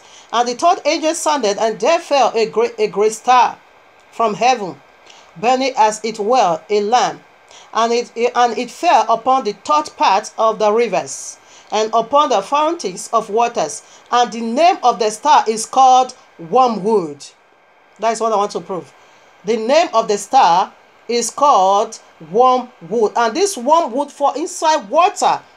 That is the another version. That is the bad angels, the wicked one. So now I read Revelation 12. I think I take from 3. And there appeared, 12 verses 3, And there appeared another wonder in heaven. And behold, a great red dragon, having 7 heads, and 10 horns, and 7 crowns upon his head. And he stayed drew third part of the stars of heaven, and did cast them to the earth. And the dragon stood before the woman. Okay, you see, he drew the third part of stars of heaven. Let's say, as this dragon was about to fall, he deceived every other angels along with him. He flew there down with his tail. What come out from your anus, your tail?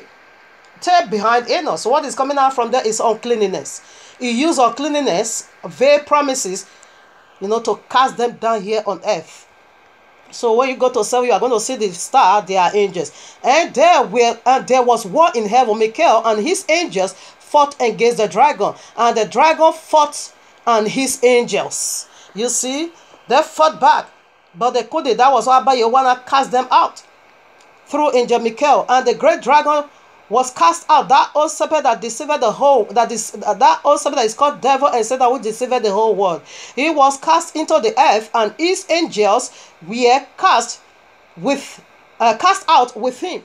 You see, these are the water below. These are the unclean spirits. We'll prove that more. So I read now Hebrew chapter 1. You can read Luke chapter 10, verses 18. You are going to see where Satan fell, a star that fell like light from heaven. Okay, right now the stars, we are proving the stars. Okay, Hebrew 1:14.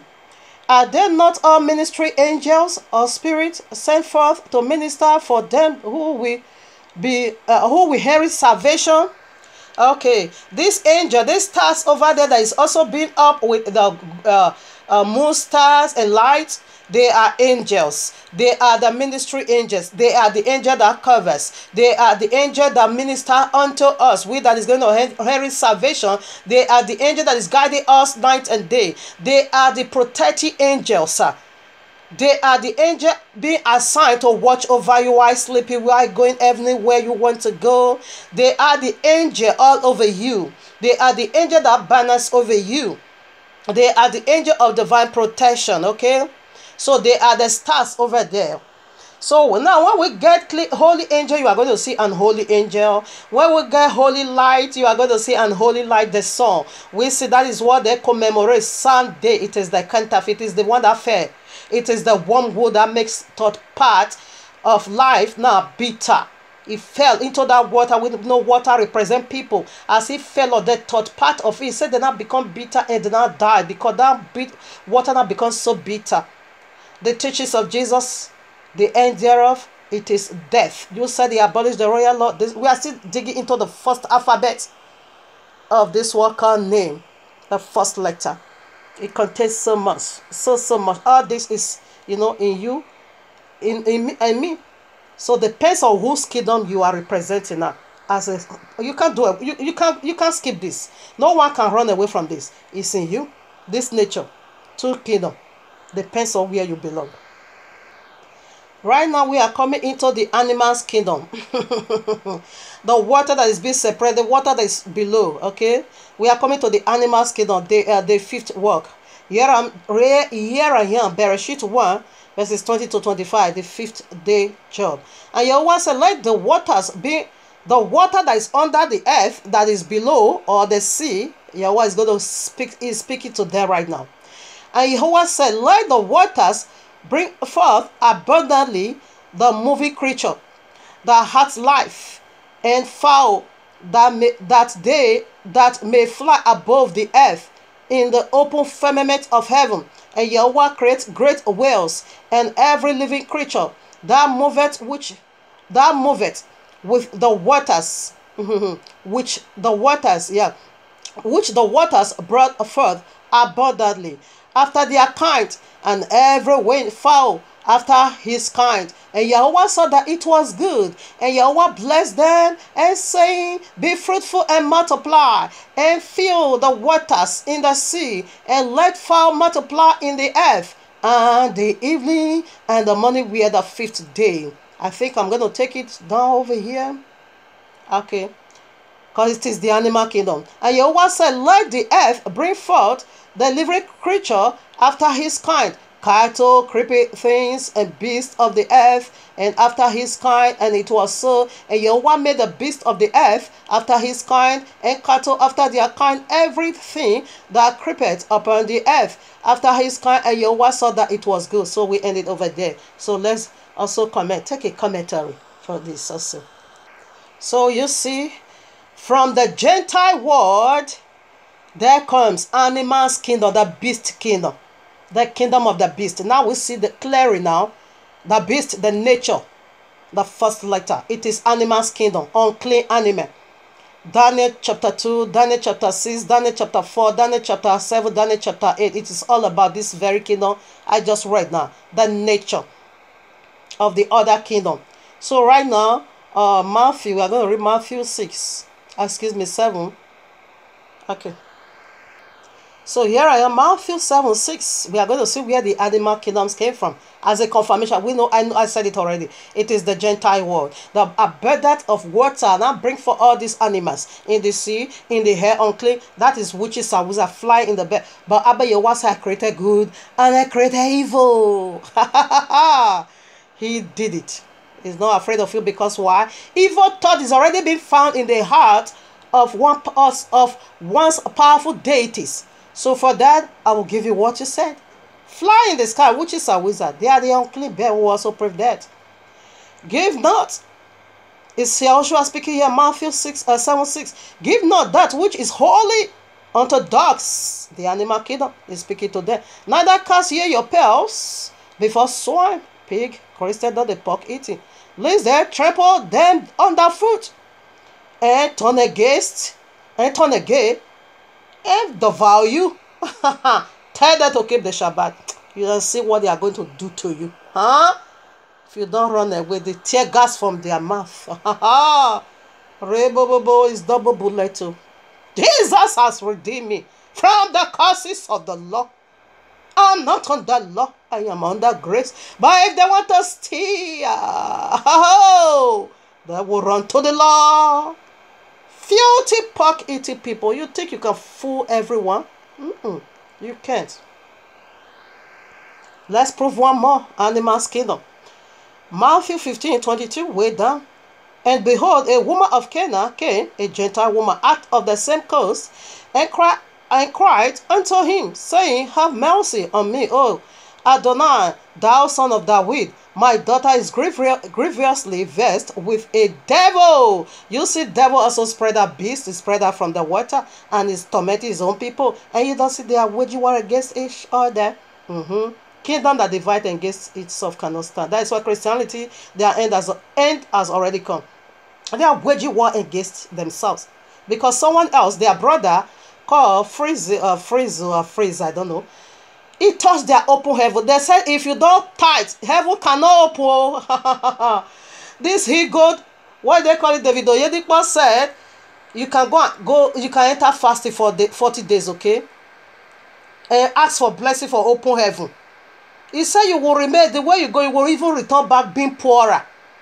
He said for your heaven to be open, you need to pay tithe. So our book is what these people use, it is their open heaven. So tithe is their open heaven. I have more to say the day I will talk. I will take this. I have it already.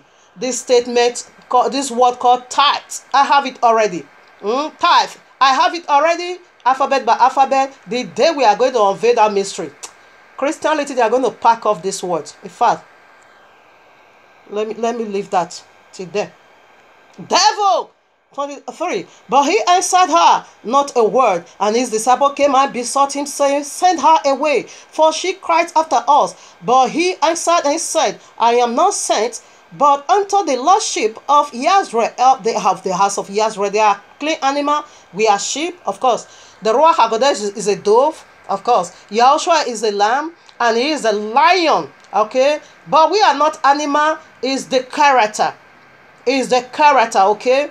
So there are clean animal, the unclean beast. That is what we are talking about here. The animal's kingdom. Then came she.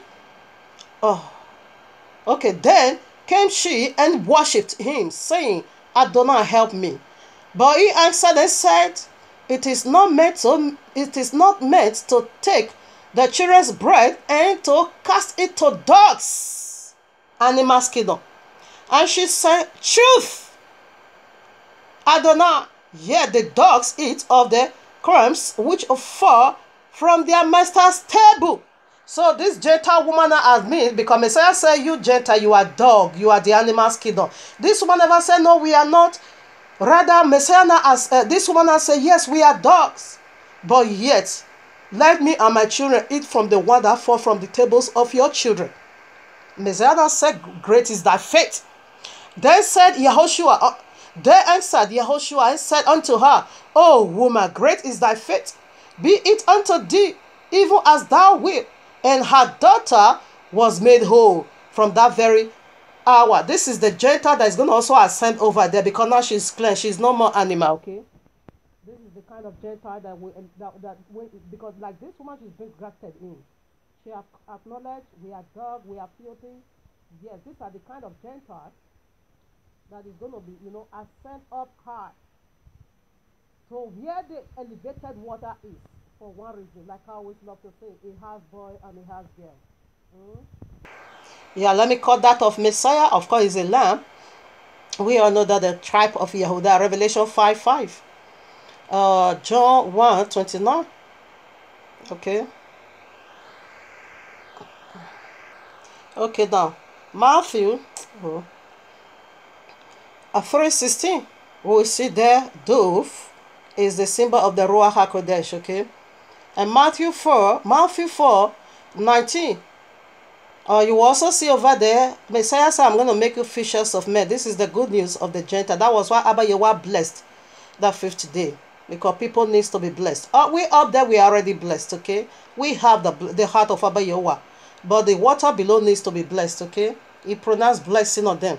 So we'll unveil that a little bit before we go to the last day job. Where Matthew 25:31-46. You see, Messiah said they are goat, the goat empire. That is the Christendom. That is Daniel chapter 8, the goat empire. The goat empire is what is ruling now. Okay? That is the goat empire. So here is the good news in it. That Abba Yehovah said they are blessed. He now pronounced blessing, and he said they should fly up over there because we'll also come into that. They have a certain period of a time, to rule and reign. Abba Yehovah said he created good and he also created evil. So the unclean bear, those are the witches and wizards that is flying up there. Let's prove that also. So I will Revelation 18. And after these things, I saw another angel come down from heaven, having great power, and the earth was lightened with his glory. And he cried mightily with a strong voice, saying, Babylon the great is fallen, and he's become the habitation of devils, and the hold of every foul spirit, and a cage of every unclean and hateful bird.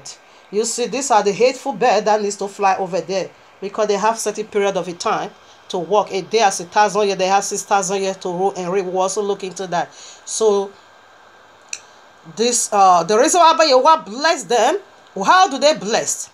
We see the blessing they got. It is the blessing of salvation. Okay, that when they recognize that they are animal kingdom and let it go and converted and be grafted in, it makes eternal blessing for them. Okay, and the great will Abba Yehovah also created in midst of them. I can say those are the true disciples that reach out to the Gentile world to bring out the needed one out of them. Because he said, I'm going to make you fishers of men. So these two great apostles go, the first 12 patriarchs that go into the Gentile world, and they got a heart of pitiness for the Gentile. And we also see the other apostles of the Lamb, Messiah, the 12 apostles, they also go out in reaching out to the Gentiles. So in the old, the 12 patriarchs were after, of course, the Gentiles to come into the kingdom. While the 12 apostles, again, these are the two fish, great fish Abba Yehovah made in their midst, in order to reach out to the Gentile world, because we must reach out to them, in speaking the truth unto them and converting them, right, to be elevated to the water above for just one reason, to be a houseboy and a housegirl to the people of the book. Okay, so that was why he blessed them. And their blessings to be elevated. You that were supposed to end and rust in the eternal lake of fire, you will never been chosen, is being given unto you. It is a miracle. It is blessing. It is grace. We also know that the number 5 also stood for grace. It is the number of grace. You coming into the kingdom, it is grace of Abba Yehovah. Okay, that brought you in. to the great fish he created, because he said, I'm going to make you fishers of men, in order for you to go into water and swim. Abba Yahweh made them so. Okay? Just to bring out the people that is needed in the kingdom from this animal's kingdom. All right, now we go now, Bereshit 1:26. And Yahweh said, let us make man in our image, after our likeness, and let them have dominion over the fish of the sea, over the fowl of the air, and over the cattle, and over all the earth, and every creeping things that creep upon the earth. So Yahweh created man in his own image. In the image of Yahweh created he him, male and female created he them, and Yahweh now blessed them. This is the blessing of the 12 apostles and the 12 patriarchs, and from the lineage of Yahweh's family. Whose nature are you? And Yahweh blessed them and said unto them, be fruitful and multiply and replenish. This is our own blessing. The first blessing was for the Gentile. And the sixth day works is our own blessing, because he said we are going to rule now over every living thing.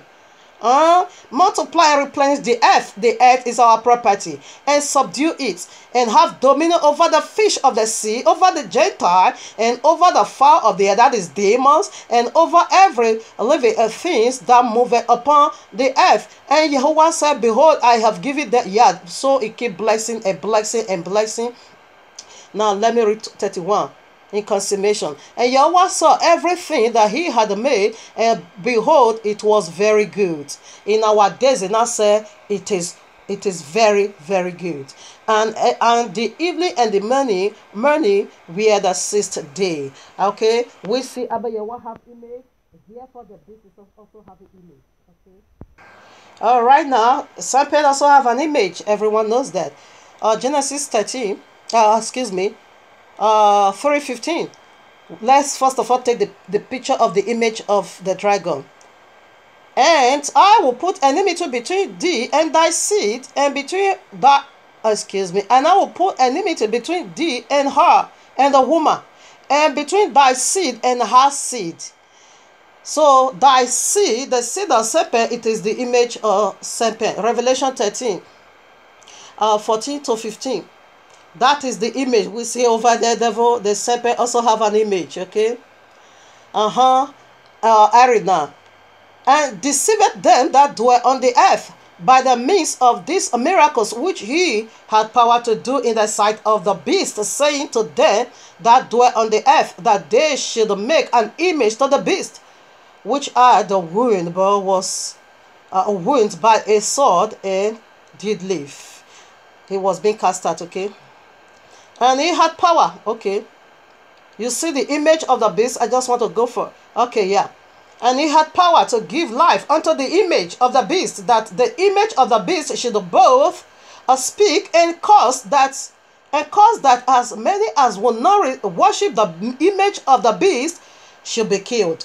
So we see the image of Abba Yahweh is his children, and the image of the beast, it is the Christendom, the Islam, the pagan, the unbeliever, all of them that does not do the real thing, they are the image of the beast. This is the mysteries fully loaded of this word called named the very first alphabet.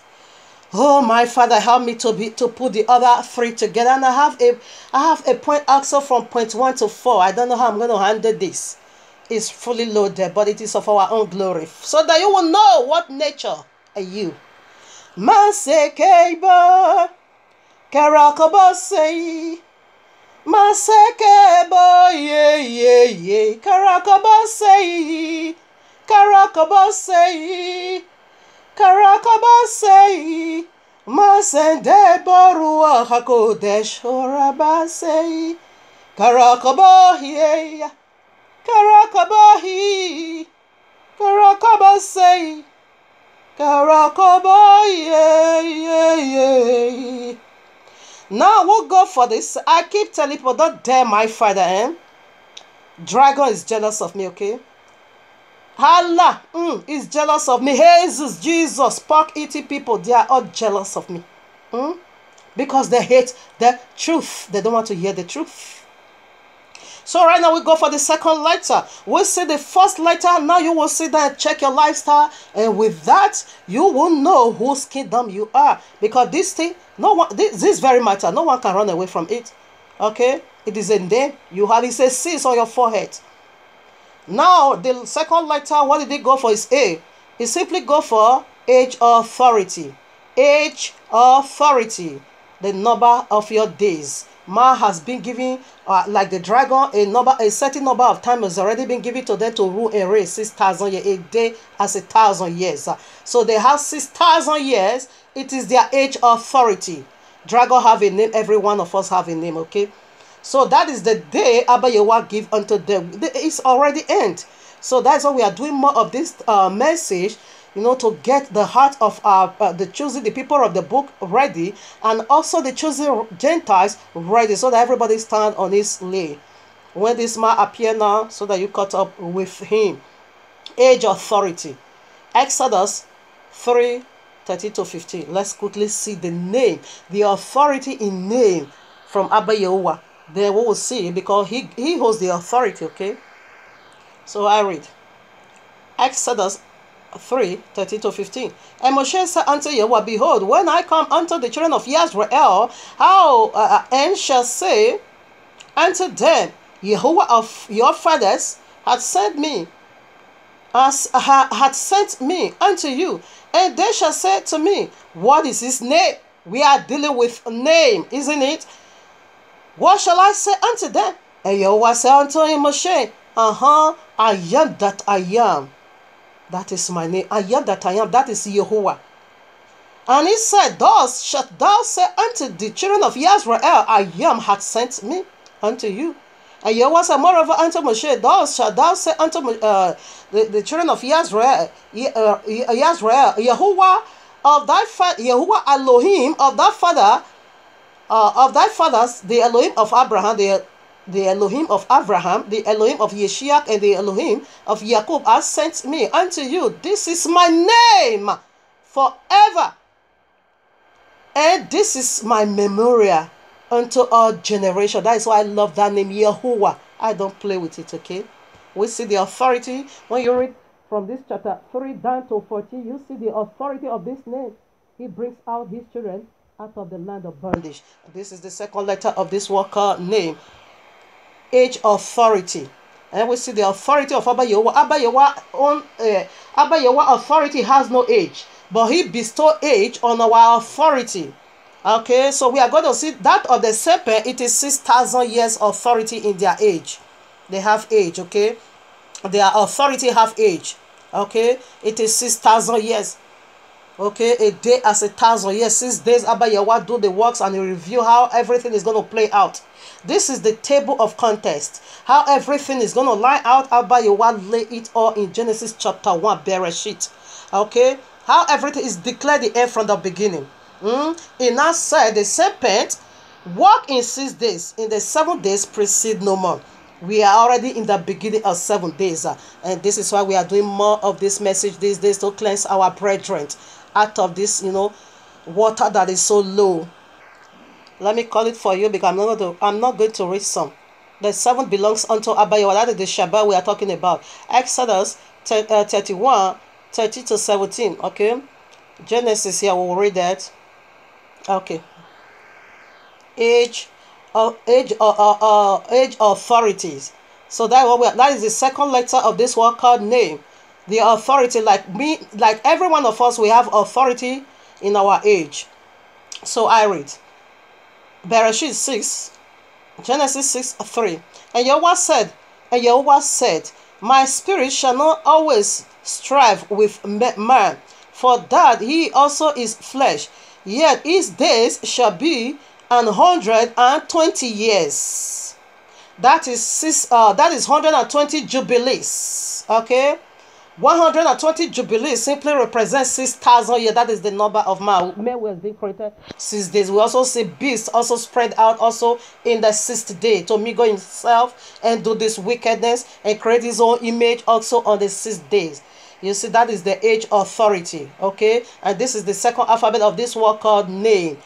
age authority. When your authority is gone, you proceed no further. The breath is off your nose. Okay. So right now we are also going to see the age authority of the Gentile. Gentile is the one ruling the whole world now, because Gentile is the lower water. Serpent is their father. Of course, that we know already. We established that one already in the first lecture. That is the kingdom that is ruling now. The kingdom of Gentile is being given 6,000 years to rule. So let us see what Messiah said, because their time is almost up. It's already up. You know, at Santa Abaya, what delayed? We are just on a delay period. 6,000 is already being completed. Luke 21:24. And they shall fall by the sword of, they shall fall by the edge of the sword, and shall be led away captive into all nations. That is the people of the book. And Jerusalem shall be trodden down of the Gentiles, until the times of the Gentiles be fulfilled. Gentiles have time to have a set of time to, you know, to walk on our head, to pollute, like what they are doing at the Christian. You see how they ravage the royal law, taking tithing for money, keeping Sunday and Christmas, the day of the knowledge of good and evil, knowledge. Oh, the tree of the knowledge of good and evil. Yeah, that is their fruit. That is where they come from. That is their seed. They are celebrating the fall of man. They are about to do it. Christmas. It is the fall of man. It is the day new wisdom be instituted, new knowledge. It is the day they turned the royal law upside down. It is the very day the royal law was being abolished. That's what they are celebrating. They are celebrating the fall of man and the death of man. Okay, and we see this weekend in Freemasonry, where the first man took fig tree, make April, and cover their loins. We see that in Freemasonry. Genesis 3:22, where Abba Yawana chased man out of the Garden of Eden. Okay, and said they have become one of us. We also see skull and bone, occult worship. That is their code. 322. That is their code. They are celebrating the day Abba Yawana also chased men out of the Garden of Eden. And Freemasonry, they commemorate Sunday as well. They say with skull and bone. The very one the Christian is also commemorating. They are of one goal. Here I am, Romans 11:25. For I would not, brethren, that ye should be ignorant of these mysteries. What is mystery? It is something that is being hiding away right from the beginning. This is the mystery we are unfolding right here. The mystery in your name. Be unveiled right from Genesis chapter 1, the nature, the first letter. And the second letter also go for age authority. This is the mystery we are unveiling. For I will not, brethren, that ye should be ignorant of this mystery, lest ye should be wise in your own consent, that blindness in part is happened to Israel also until the fullness of Gentiles be come in. These are the water that these two great fish was being assigned for, the 12 patriarchs of the old and the 12 apostles of the new, be assigned into the Gentile world, in bringing them now the son that is needed into the kingdom. That is the grafted in process. Those are the people that is coming along with us in the new kingdom, into our kingdom of light, for just one reason, to be a husband and a housegirl. You can see Isaiah 40 verses 1 and 2 for that. That is the only reason they've been grafted in. Okay, here I am in the book of 2nd Ezra chapter 6 verses 9. It is our book. Okay, we are getting our property back from the heathen. Okay, from the hearty. I read, for Esau is the end of the world, and Jacob is the beginning of it that follows. As soon as Esau is Gentile, as soon as, this is the mystery we are unveiling right here. As soon as the end of Esau comes, the beginning of Jacob is eternal. Okay, that is what we are about to enter now. That is the next step at the door right now. We are going. Okay, the beginning of Gentile. The end of the Gentile marks the beginning of us, and ours has no end. It is eternal, because the seventh belongs unto Abba Yehovah. Now we proceed to the third alphabet. What did that go for? I keep telling people, don't dare my father, because he's fully loaded with mysteries. Okay, Dragon, I know you are jealous of me. Okay, serpent, Allah, Jesus, Jesus Christ from the link of fire. They are so jealous of me. Because why? They hate the truth. We are digging into the matters. So what did I go for? M. What did M go for? Simply go for mixed multitude, made clean or filthy. Mixed multitude, made clean or filthy. So right now we are going to see what Abayewa meant by this mixed multitude. We are being mixed now. Multitude, made clean, or some is made clean, or some will be filthy also. So right now we are going to Numbers. Numbers is also okay.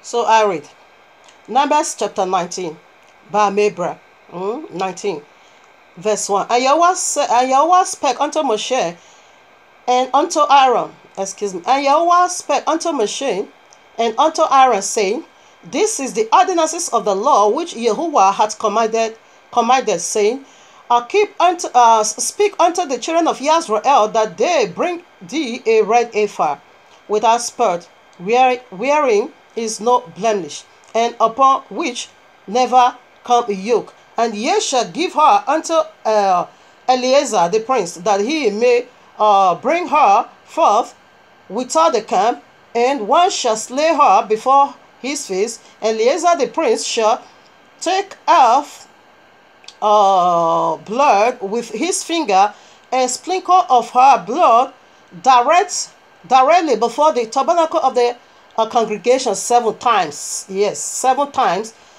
7 times. Okay, we know number 7. It is the number of Abayewa. This go with Shabbat. And one shall burn. Okay, one shall burn her. One shall burn the ephah in his sight, her skin, her flesh, her blood, with her dick shall be burned. And the prince shall take cedar wood, hyssop, and scarlet, and cast it into the midst of the burning of the ephah. Okay, that is how to cleanse the temple. And he will take the blood and sprinkle it. Now here is the work of the high priest. That is what, because now you will be made clean, or you become filthy. The cleanliness, to be made whole totally, it is in the 7th. Okay, that is where the kingdom of Abayewa will come. Okay, the prince here, it is represented by Yehoshua, because he is the eternal high priest in the order of Melchizedek. He is the Melchizedek. Okay, now we see the works of the high priest over here. The cedar would represent the cross. Okay, the hyssop represent the vinegar they give unto him. The scarlet represent his blood of atonement that needs to be sprinkled upon you 7 times. We see that illustration right in Genesis 3, where Abayewa killed an animal. We strongly believe that animal was lamb. I strongly believe, let me be referring to myself, that animal was a lamb as a substitute before the real thing will come. That was Messiah concealed. Okay, and cast it into the midst of the burning of the fire. Yes, flesh. Your flesh needs to go to the link of fire. It cannot inherit the kingdom of Yahuwah.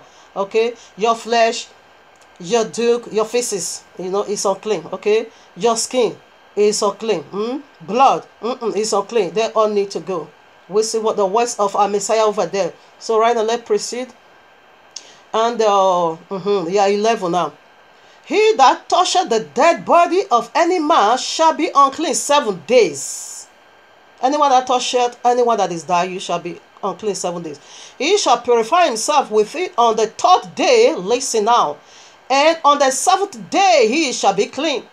You will be clean on the 3rd day, representing the 3 days and 3 nights of Messiah cross. And the final cleansing is in the 7th day. And on the 7th day shall be clean. You shall be clean totally on the 7th day. But if he purified not himself the 3rd day, then the 7th day he shall not be clean. Whosoever touches the dead body of any man that is dead, and purified not himself, defileth the tabernacle of Yahuwah. That is the kingdom of Yahuwah. You can't enter there. And the soul shall be cut off from Israel, because the water of separation was not a sprinkle upon him. He shall be unclean. His uncleanness is yet upon him. Made clean, mixed multitude, made clean, or filthy. Okay, now we see the characteristics of 3 days and 7 days cleansing. And who is that dead man over there? It is the serpent. He brought death into the family through the woman. You see, the red ephah is she. It represents the woman because she was the one who brought death into the family. She opened the door for death to come into the family. That is why her flesh, her dick, whatever blood, her skin that she used to touch that day, it needs to burn in fire. That is the judgment of flesh. You can't enter into the kingdom. Now, the high priest, took over that power. We see it is Yahushua. And we see, say you are going to be cleansed the 3rd day, and the final cleansing is on the 7th day, which is the very 7,000 year which begins already. Because from day 1, which is 1,000 year, a day as 1,000, till 6,000 years, death and sin is still operating. But the 7th day, death and sin will be ceased from the elect. As soon as Yahushua appears now, because the final cleansing, it is in the 7th day. As soon as Yahushua appears right now, we move into eternal kingdom. That water, our spirit right now, is being kept in the firmament. And the chosen Gentile, their spirit is being kept in the firmament. And how do you know the chosen Gentile? The one that is being grafted in. The one that keep the law. Just as their mother did admit that they are dogs. We are an animal's kingdom. But let my children eat from the food, the crumb that fall from their master's table, which is Yisrael. And Messiah said it will be done unto you because of your great faith. And this is how the grafted in Gentile, this is how we are going to know them. Anyone that does that has his or her spirit is being cut right to the firmament to join us over there. And when Messiah is coming, we all come down here on earth. Because now you are being cleansed. Water is being separated from water. Okay, now. So the dead man over there, it is the serpent himself. The day you will eat of this tree of knowledge of good and evil, you shall surely die. And we now see the woman did not just touch, and she also eat. So when you touch, you are a gunner. She touched and she ate. And we now see the flesh that she used to touch, that wickedness was being cast into fire. In the beginning, where Abba Yahweh created, made down his own plan, there is nothing like wasted. There is nothing like digestive system. Everything was perfect. Whatever we eat in the Garden of Eden, there is no need for, to pass out fixes. There was no system of fixes. But as soon as serpent, the death, enter into the body, he corrupt the whole system. Now we have to be passing out what fixes from our enochs. That is the uncleanness that needs to bear in the face of affliction. Missed multitude made whole or remain filthy. The final cleansing, it is in the 7th. Now every one of us has already touched a dead man. Serpent, Jesus, the Jesus, which is the devil, Allah, they are all dead men. They are the tree of the knowledge of good and evil. We are already touched. That is why death still continue from day 1 till day 6, 1,000 years to 6,000 years. Death continue. The day death is going to cease from you and me, the people of the book and the chosen Gentile, will be in the 7th. Where will we enter into the kingdom? That is the tree of life. We will die no more. No, uncleanness won't be found no more. There won't be no need for digestive system. Everything we'll take in is going to be cleaner. For the hyssop and woody cross, you can read John 19:29 to 30, Genesis 2:1 to 3. I'm going to shock you also with a great approval over there. Revelation, okay, I'm going to read that. The 3rd alphabet, which is M, means a multitude made clean, or you remain filthy eternally.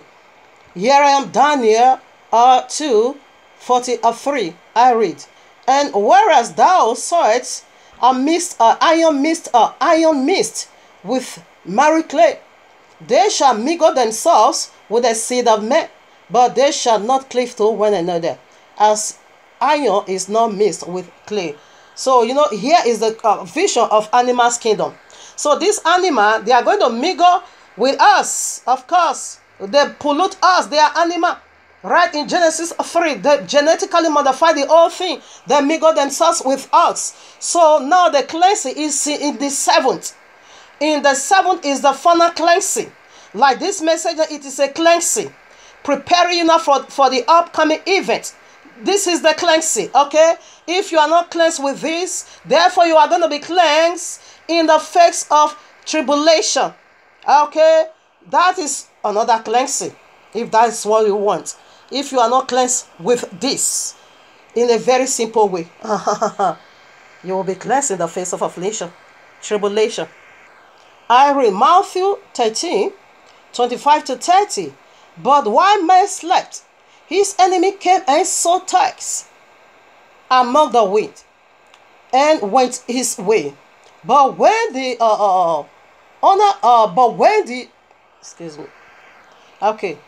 But when the blade was spring up and brought forth fruit, there appeared the tares also. So the servant of the household came and said unto him, Sir, did it not thou sow good a seed in thy field? From whence then has this tares? He said unto him, An enemy has done this. The servant said unto him, Why wilt thou then that we go and gather them up and gather them up? But he said, Nay, lest while ye gather up the tares, ye root up also the wheat with them. Let both grow together until the harvest. And in the time of the harvest, I will say to the reapers, Gather ye together first the tares, and bind them in bundles to bear them, but gather the wheat into my house. You see, this is the time for cleansing, because they mingle themselves with us. We are all growing together. This is the time to be cleansed, people. The final cleansing, it is in the seventh. The third alphabet of your name. Simply go for mixed multitude, made clean, or remain filthy eternally. Here I am. Revelation 22:11. He that is unjust, let him be unjust still, and he which is filthy, let him be filthy still, and he that is righteous, let him be righteous still, and he that is holy, let him be holy still. And behold, I come quickly, and my reward is with me. I end it over there. Okay, you see what Messiah is saying? If you are not cleansed in the seventh, therefore you are filthy, you are going to remain filthy eternally. There is no cleansing in the grave. Now is the cleansing, the seventh, because Numbers 19 said you will be cleansed first on the third day. That was the first coming of his to show you the way to the Father. And the seventh is the final cleansing. If any man touch a dead body, we all have thought, even dead bodies living inside of us, because they genetically modify us. That makes us unclean. Even the land you are living, everything is polluted. So the cleansing is in the final, the seventh day. Let me show you now what Shabbat is. Here I am, Bereshit chapter 2, verses 1 to 3. Thus the heavens, the one you call Genesis, thus the heavens and the earth were finished. This is the conclusion of the work of chapter 1. And all the host of them. And on the seventh day, Yehovah ended his work which he had made, and he rested on the seventh day from all his work which he had made. And Yahweh blessed the seventh day and sanctified it, because that in it he had rested from all his work which Yahweh created and made. Now here is the glory. Did you see anything? The seventh day, were evening or morning? No more darkness in the seventh. From day 1 to day 6, we see darkness and the glory of darkness. Who is the darkness? It is the Abadidon. It is the Semper, the fallen deities. It is the Jesus, the Jesus, the very devil, and Satan himself. They are the darkness. And you see in the seventh, there is no more darkness over there. It is only day. They said the seventh day. It did not say there was evening, night, the seventh day. No. That is where the final cleansing is. That is where Abba Yehovah conclude his job. There in day 8, that brings about the new beginning. Day 8, that brings about eternity. There is no more of this. You can read Revelation 21. Nothing at all. But in this day 7, the filthy that is still going to be filthy, they are still around us, but not us anymore. We are being separated. That water that was placed in the firmament, the kingdom is coming right down. When he appeared right now, he said, we that is alive, we will meet up with him in the cloud.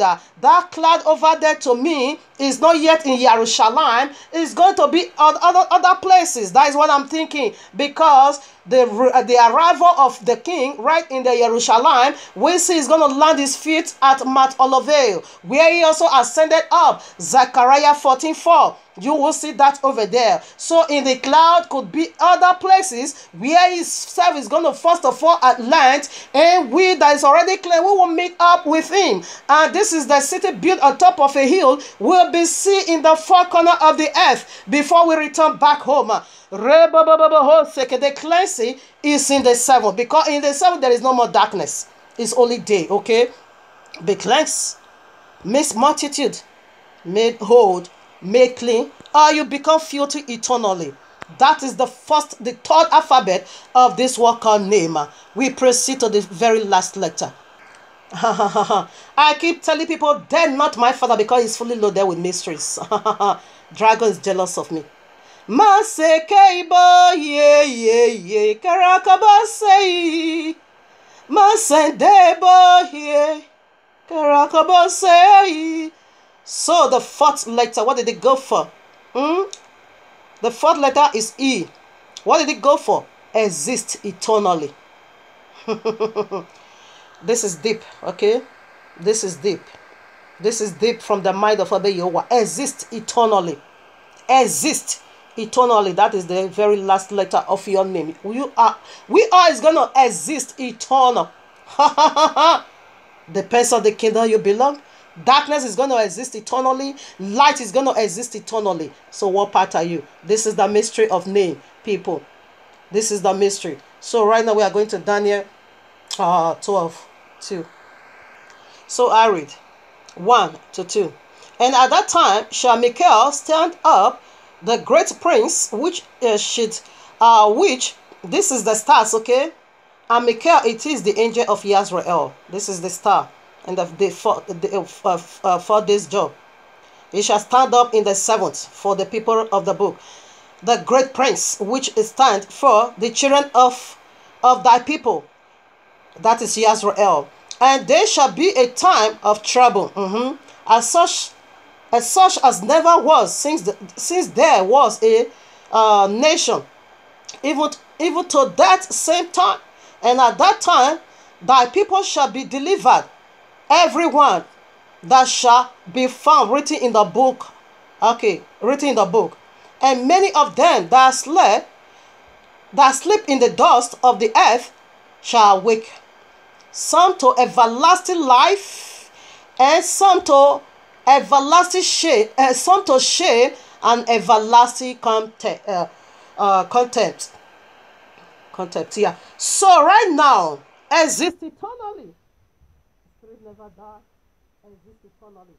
So the link of fire is eternal kingdom. That is the final state of this fallen deity, darkness, the very one we have been establishing in me. Let me read here, Matthew 13:36-43. Then Yahshua sent the multitude away, and went into the house, and his disciples came unto him, saying, Declare unto us the parable of the tares and of the field. And he answered unto them, He that sowed the good seed is the Son of Man. The field is the word. The good seed are the children of the kingdom, but the tares are the children of the wicked one. The enemy that sowed them is the devil. The harvest is the end of the word, and the reapers are angels. As therefore the tares are gathered and burnt in the fire, so shall it be in the end of this world. The Son of Man shall send forth his angels, and they shall gather out of his kingdom all things that offend, and them which do iniquity, and shall cast them into the furnace of fire, and there shall be wailing and gnashing of teeth. There shall the righteous shine forth as the sun in the kingdom of their Father. Who hath ear, let him hear. Ribababaseke exist eternally. Again, Matthew 25:31 down to 46. I will do some part. Okay, when the Son of Man shall come in his glory, and all his holy angels with him, then shall he sit upon the throne of his glory. Before him shall be gathered all nations, and he shall separate, we are still talking about separation, them one from another, as the shepherd divided his sheep from the goats. And he shall set the sheep on his right hand, but the goat on his left hand.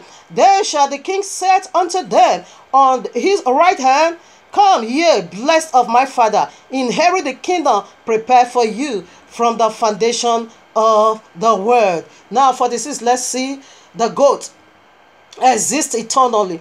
You are going to be existing eternally. For this is now. And this shall go away into everlasting punishment, the goat.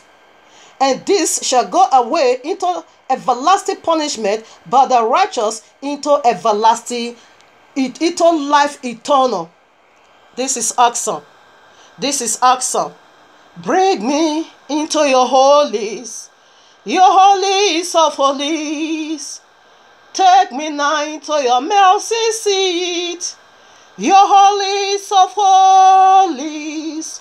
Reke skarababa, yeah. Reke skarababa yo. Reke santilubu yaraboseke. Hima santalabu ye burilaba. Reke skarababa yo. This is awesome. Exist eternally. Okay, that is the last lecture of this work called name. You can read on your own Revelation 20:10-15.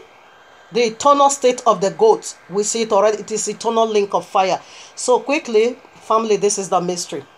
So now depend on whose kingdom are you? Whose nature? All these 4 characteristics of name. Where do you belong? Now point 1 goes like this. Flesh and blood, I'm quickly going to rush it. Flesh and blood can never inherit the kingdom of Yahweh. We see that already, okay? Let me give some points. You can read some in your quiet time.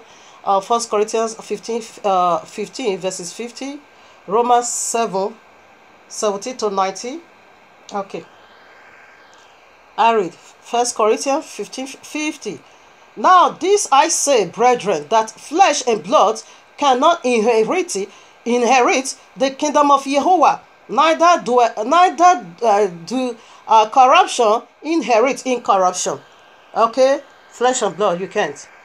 Now Romans 7, I don't buy this nonsense, Jesus. Okay, Romans 7:17-19. Now then it is not more I that doeth it, but sin that dwelleth in me. For I know that in me, that is in my flesh, dwelleth no good things. For to will is present with me, but how to perform that which is good I found not. For the good that I want, I do not, but the evil which would not, that I do. This is Apostle Shaul. Okay, so who is good and what good he wanted to do, and who is good? Let's check it out. Here I am. We are going to see who is good and what good he wanted to do. Matthew 19:16-17. And behold, one came and said unto him, Good master, what good things shall I do, that I may have eternal life? And he said unto him, Why callest me thou good? There is not good but one, that is Yahuwah. Okay, but if you want to, okay, that is Yahuwah. So he wanted to do the will, the instructions of Abba Yehovah to please Yehovah's heart. But the dragon said, no, wage war against the flesh. Okay? So I read now Romans chapter 8, 6 to 8. For to be carnally minded, it is death. But to be spiritually minded, it is life and peace. Because the carnal mind is enmity against Yehovah. For it is not subject to the law of Yehovah, neither indeed can be. So the carnal minded is against the law. That is what Apostle Shaul was trying to do, but he couldn't. The dragon was waging war, fighting hard, just what he did in Genesis 3. And Jesus have again abolished it. He's waging war against the law. Here I am, Galatians 5, 16 to 17. This I say then, walk in the spirit, and ye shall not fulfill the lust of the flesh. For the flesh lusts against the spirit, and the spirit against the flesh. And these are contrary, the one to the other, so that ye cannot do the things that ye would. Okay? But if ye be led, okay, it's okay now. Right now, you see, what is this talking about here? If you want to do the will of Abba Yehovah, the flesh said no. But now if you walk in the spirit, you can. But flesh and blood cannot inherit. That is what we are looking into. So here I am, Matthew 16, 14 to 17. And they said, some, Messiah was asking, what did the people say? Oh, I am. Okay, let me take it. When Yehoshua come into the coast of, it's a long journey, okay? And they said, oh my father. So Messiah was asking, what did they say? Who did they say I am out there? I was asking his disciple. Listen now. And they said some say that thou art Yehukanah, John the Baptist, which is Yehukanah.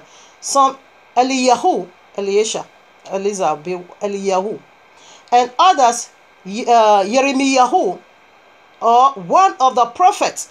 Now listen now.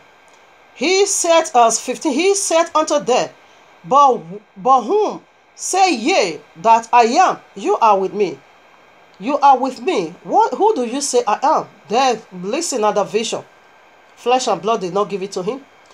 And Simeon Kepha answered and said, thou art the Messiah, the son of the living Yehovah. And Yehoshua answered and said unto him, blessed art thou, Simeon, for flesh and blood hath not revealed it unto you, but my Father which is in heaven. In other words, Kepha walk in the spirit, okay?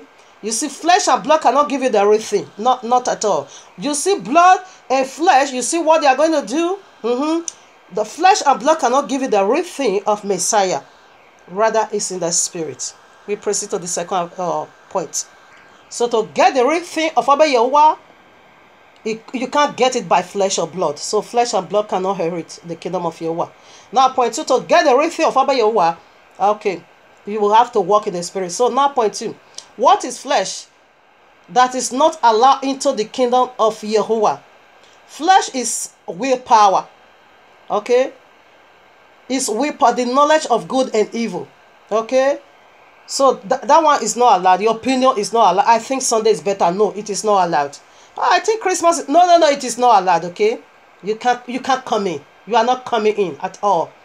January 1st, everybody is celebrating. It doesn't matter. No, that is not allowed, okay? It's not allowed. Tithing now. We have to give money for tithe. No, that is not allowed, okay?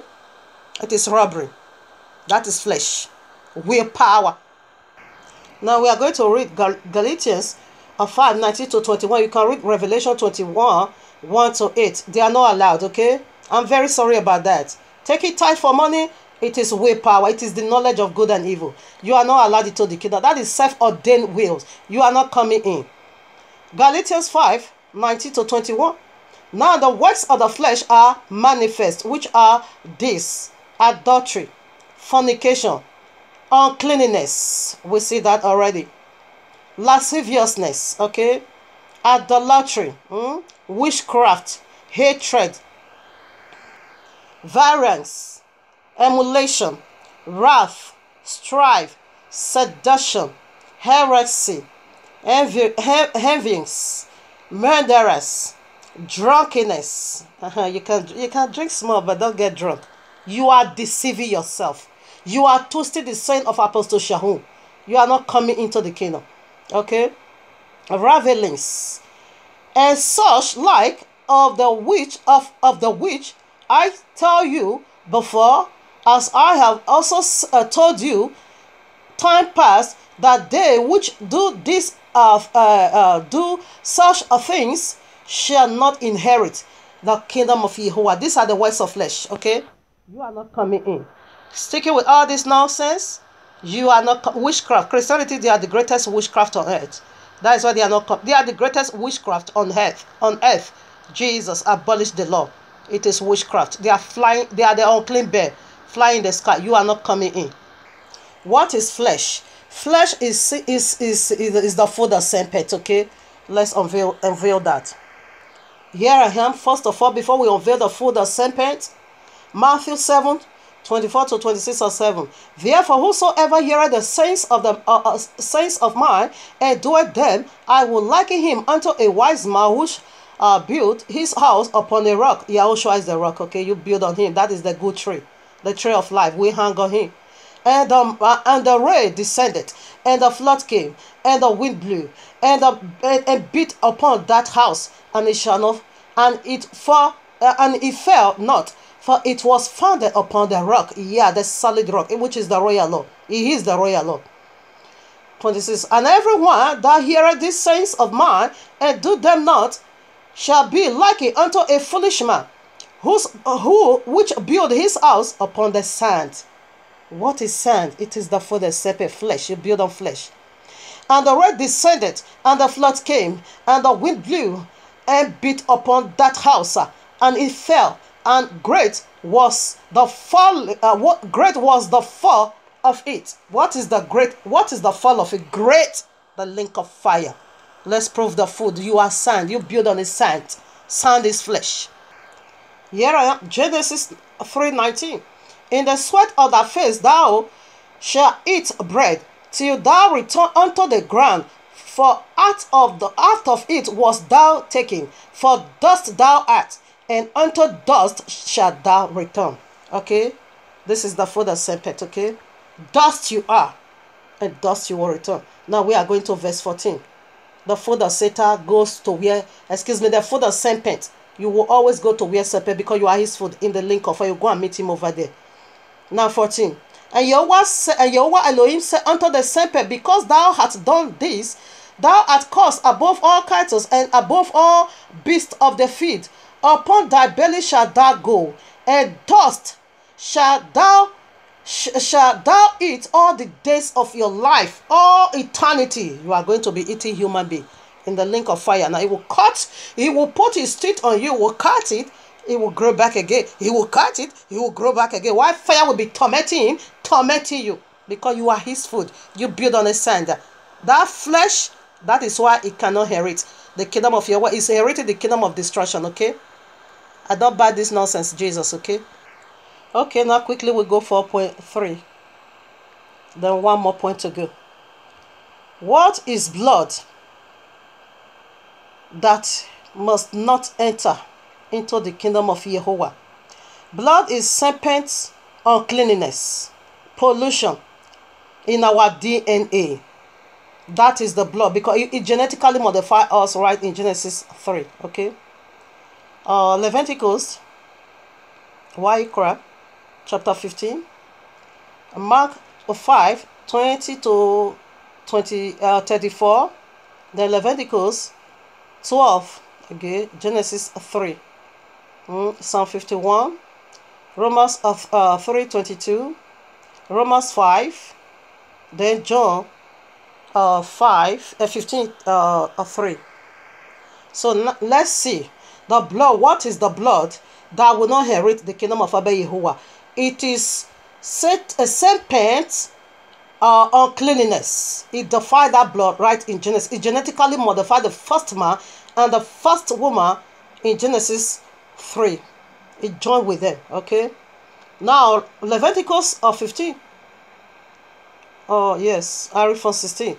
Now if any man seed of copulation go out from him, then he shall wash all his flesh in water and be unclean until the evening. I will break this down. Let me first of all read all. And every garment, listen, and every garment and every skin whereon is the seed of copulation shall be washed with water and be clean until the evening, and be unclean, until evening.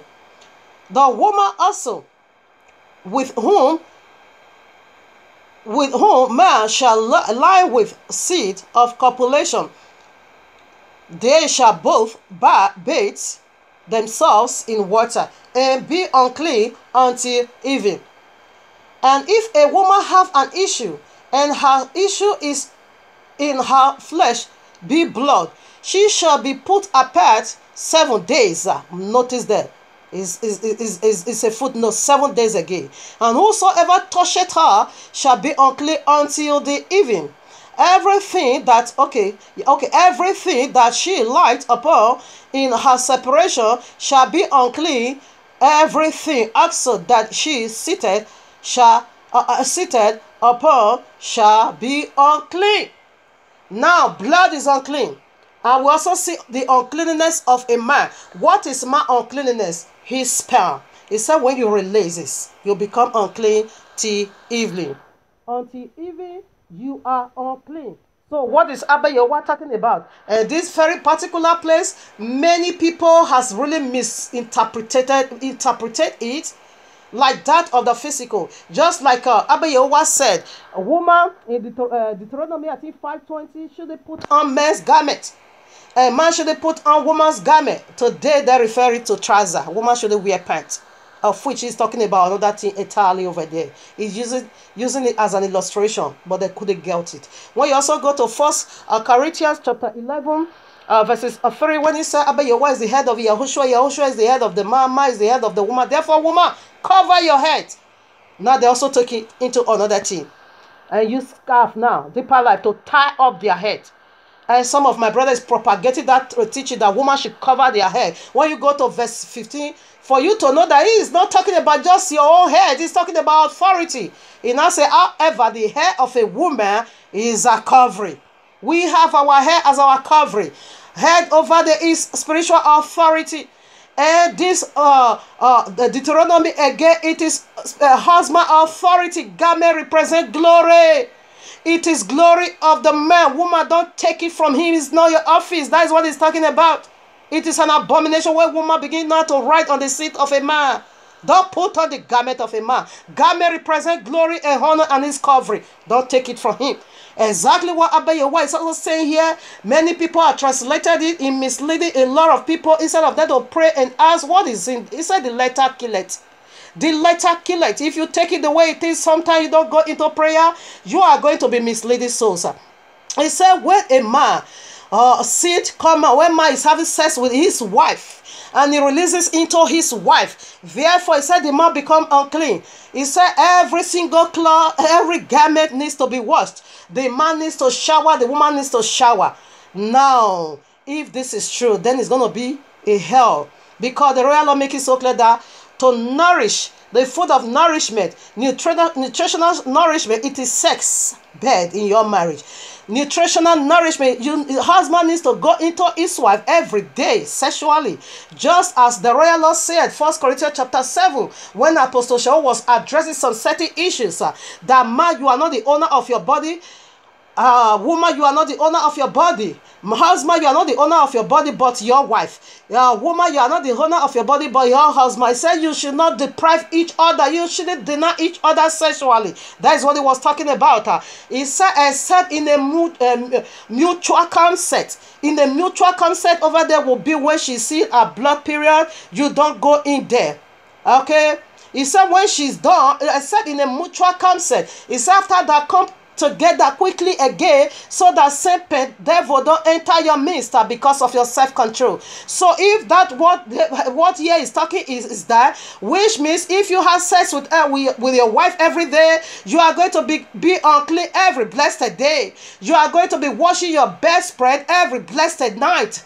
every blessed day. That is going to be some kind of hell in the woman, for the woman to deny the man when the man say, baby, I need you. She have the right to say no. Why? Because she's the one that is going to do the washing.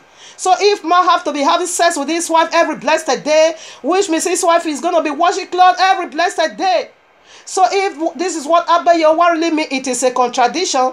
Okay, if man have sex every day, so every night you guys feel you need to go to shower and shower, that is a contradiction. I didn't say you shouldn't wash, okay? Man needs to wash, his rod, while woman need to wash her vagina.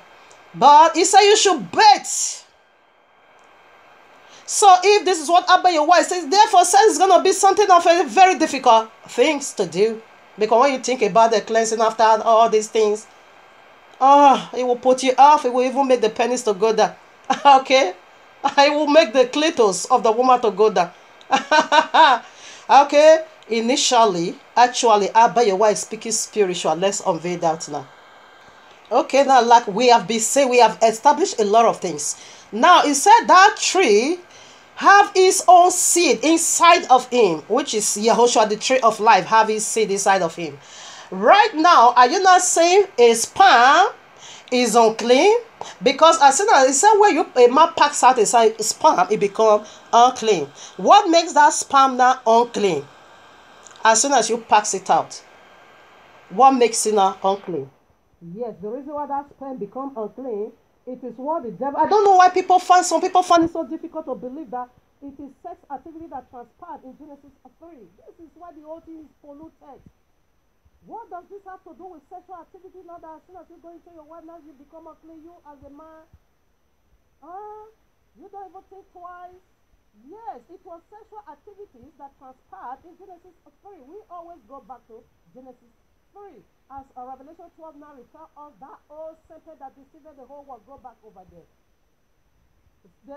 The serpent has sexual relationship with a woman. And by so doing, it genetically modified, pollute the whole system. Okay? And the devil also has sex with a man.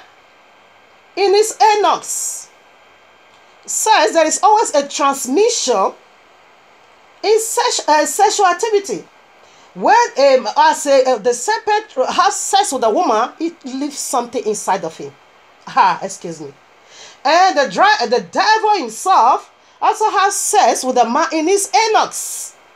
He drops something over there. This is how they corrupt the sperm of a man, and this is how they corrupt the sperm of a woman. That is the arousal fluid. Now it's contaminated, it's polluted. The DNA is highly polluted. This is why Psalm 51, King David said, in sin I was being shapen. In iniquity my mother did conceive me. And this is why Romans also said, all have sinned and fall short of the glory of Abba Yehovah. Lest I forget this. The garment over there, it is the glory in Genesis 3. They were not actually naked. They were covered with the glory of Abba Yehovah. As soon as the devil copulates with them, serpent, has sex with. As soon as serpent starts to, Abba Yehovah knew already she's going to do it. Therefore, the glory left her. The glory was the covering. Let me prove that first. Revelation 12, I read from 1. And there appeared a great wonders in heaven, a woman clothed, listen up, with a sun, and the moon under her feet. Upon her head, a crown of 12 stars. We see this 3 category right in Genesis 1:14. She clothed with a sun. The sun was her clothing. Okay, the moon was her shoe under her feet. The star was a crown upon her head. This is how Abba Yehovah decorated the first woman, people. And this is what the devil, the serpent, lusted after in her. And stripped her naked of this glory. This is how Abba Yehovah decorated both the first man and the first woman. That glory. He said she was clothed with a sun. That is the glory of Abba Yehovah, the King Yahushua HaMashiach himself. The Holy Seed that it was inside itself. This is what the serpent, when the serpent came in, the glory, all this glory left them. That is the glory that is being polluted. That is the garment Abba Yehovah was referring to. That as soon as you finish having sex with your wife, now because when the first man, the devil has sex with the first man to corrupt, to take away this glory, and the serpent have sex with the first woman and drop in something over there, and the man also have something, that is also being dropped from devil inside of him. And this is how the sperm of the man is being polluted. And this is how the arousal fluid of the woman is being polluted, being contaminated. That whenever this man and woman come together in having sex to do that holy one service, there is transmission. That which the serpent dropped in the woman, he will transmit it to her husband through her arousal fluid. And that which the devil dropped within the man, he will transmit it to his wife through his sperm. And today, to my amazement, sperm has three colors. There is one pure white, the other one is gray color, and the other one is yellow color. That leaves us a testimony of sperm pollution, because the white sperm represents the purity of Abba Yehovah. We always know something white always speaks about Yehovah's purity, Yehovah's holiness. That is the meaning of white. That is what white speak of. But now we are seeing the sperm gray. We don't have anything as holiness in gray. We are seeing another color, yellow. I won't ever speak of Abba Yehovah's holiness. Only the white symbolize the holiness of Abba Yehovah. Yes, that was how our sperm supposed to be. Our sperm supposed to be white. But due to sexual relationship, these fallen deities had with the first man and the first woman, then they contaminate the whole thing. The yellow oriba saka, it is the sperm of the dragon.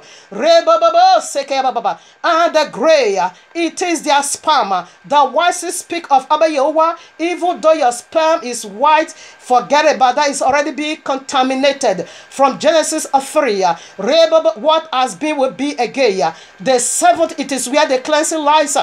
That is homosexuality of it. It never begins today. It never begins in Genesis chapter 17, in Sodom and Gomorrah, or chapter 19. It never begins over there. It begins right in Genesis 3. Fallen deity having sex with a woman, married with a woman. It begins in Genesis 3. This is how they contaminate the system of the body. This is how they genetically modify the body. Now, what Abba Yehovah was saying over there in this Leviticus for you to be clean, it was putting you into that when you finish, speak the word represent water, and pray unto Abba Yehovah to remember you now in your glory. That issue, because the cloth over there, the garment, so every garment needs to be washed.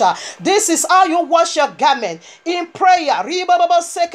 For that same glory you once had with Abba Yehovah in Genesis 3 before the fall, to return back unto you. This is the glory. This is the garment Abba Yehovah was speaking of. He never said you should be washing your bedspread every blessed day when you go into your wife. Remember, the woman is being separated for a whole 7 days. Why would she be separated for a whole 7 days? Does that mean every woman's period lasts for 7 days?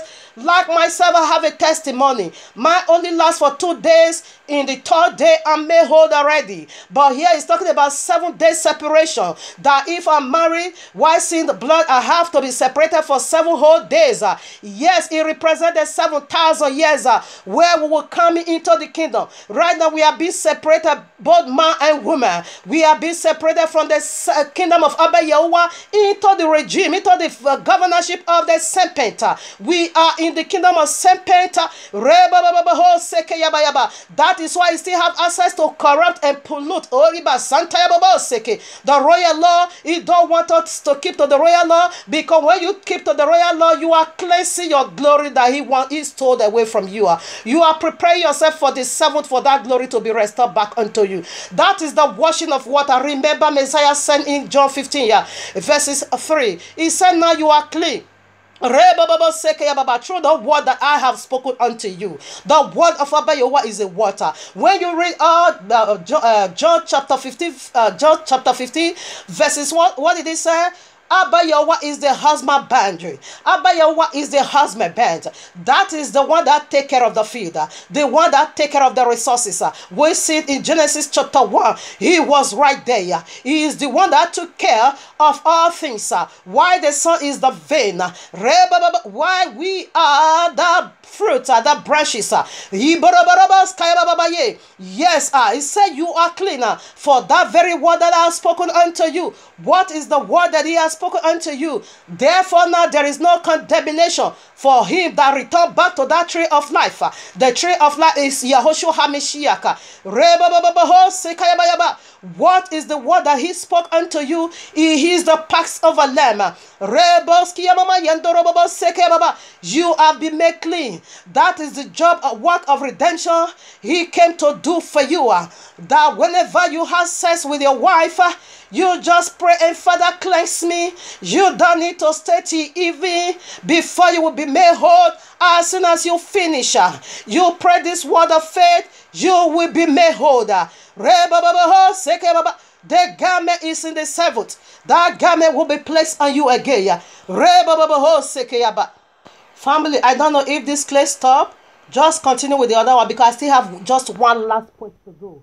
If it doesn't stop, fine. If it stops, I'm going to have the two clips together. Maybe that one is going to take just 5 or 6 minutes, okay? If I'm able to establish, I'm almost done with it, okay? So right now, that is what Abba Yahweh meant. 7 days of separation. It is 7,000 years that we will enter into the kingdom again. We are being separated from Abba Yahweh for these 6,000 years. We are already in the beginning of the 7,000 years. As soon as his son appears now, we will come back into the kingdom. Because the woman did something very wickedly. Because that was what Apostle Shahu said in 1 Timothy, I think so, chapter 1, verses 13 to 15. He said the woman is the one who was in the transgressions, not the man. The man also did sin because his glory also left him. His garment also left him. His camp was also being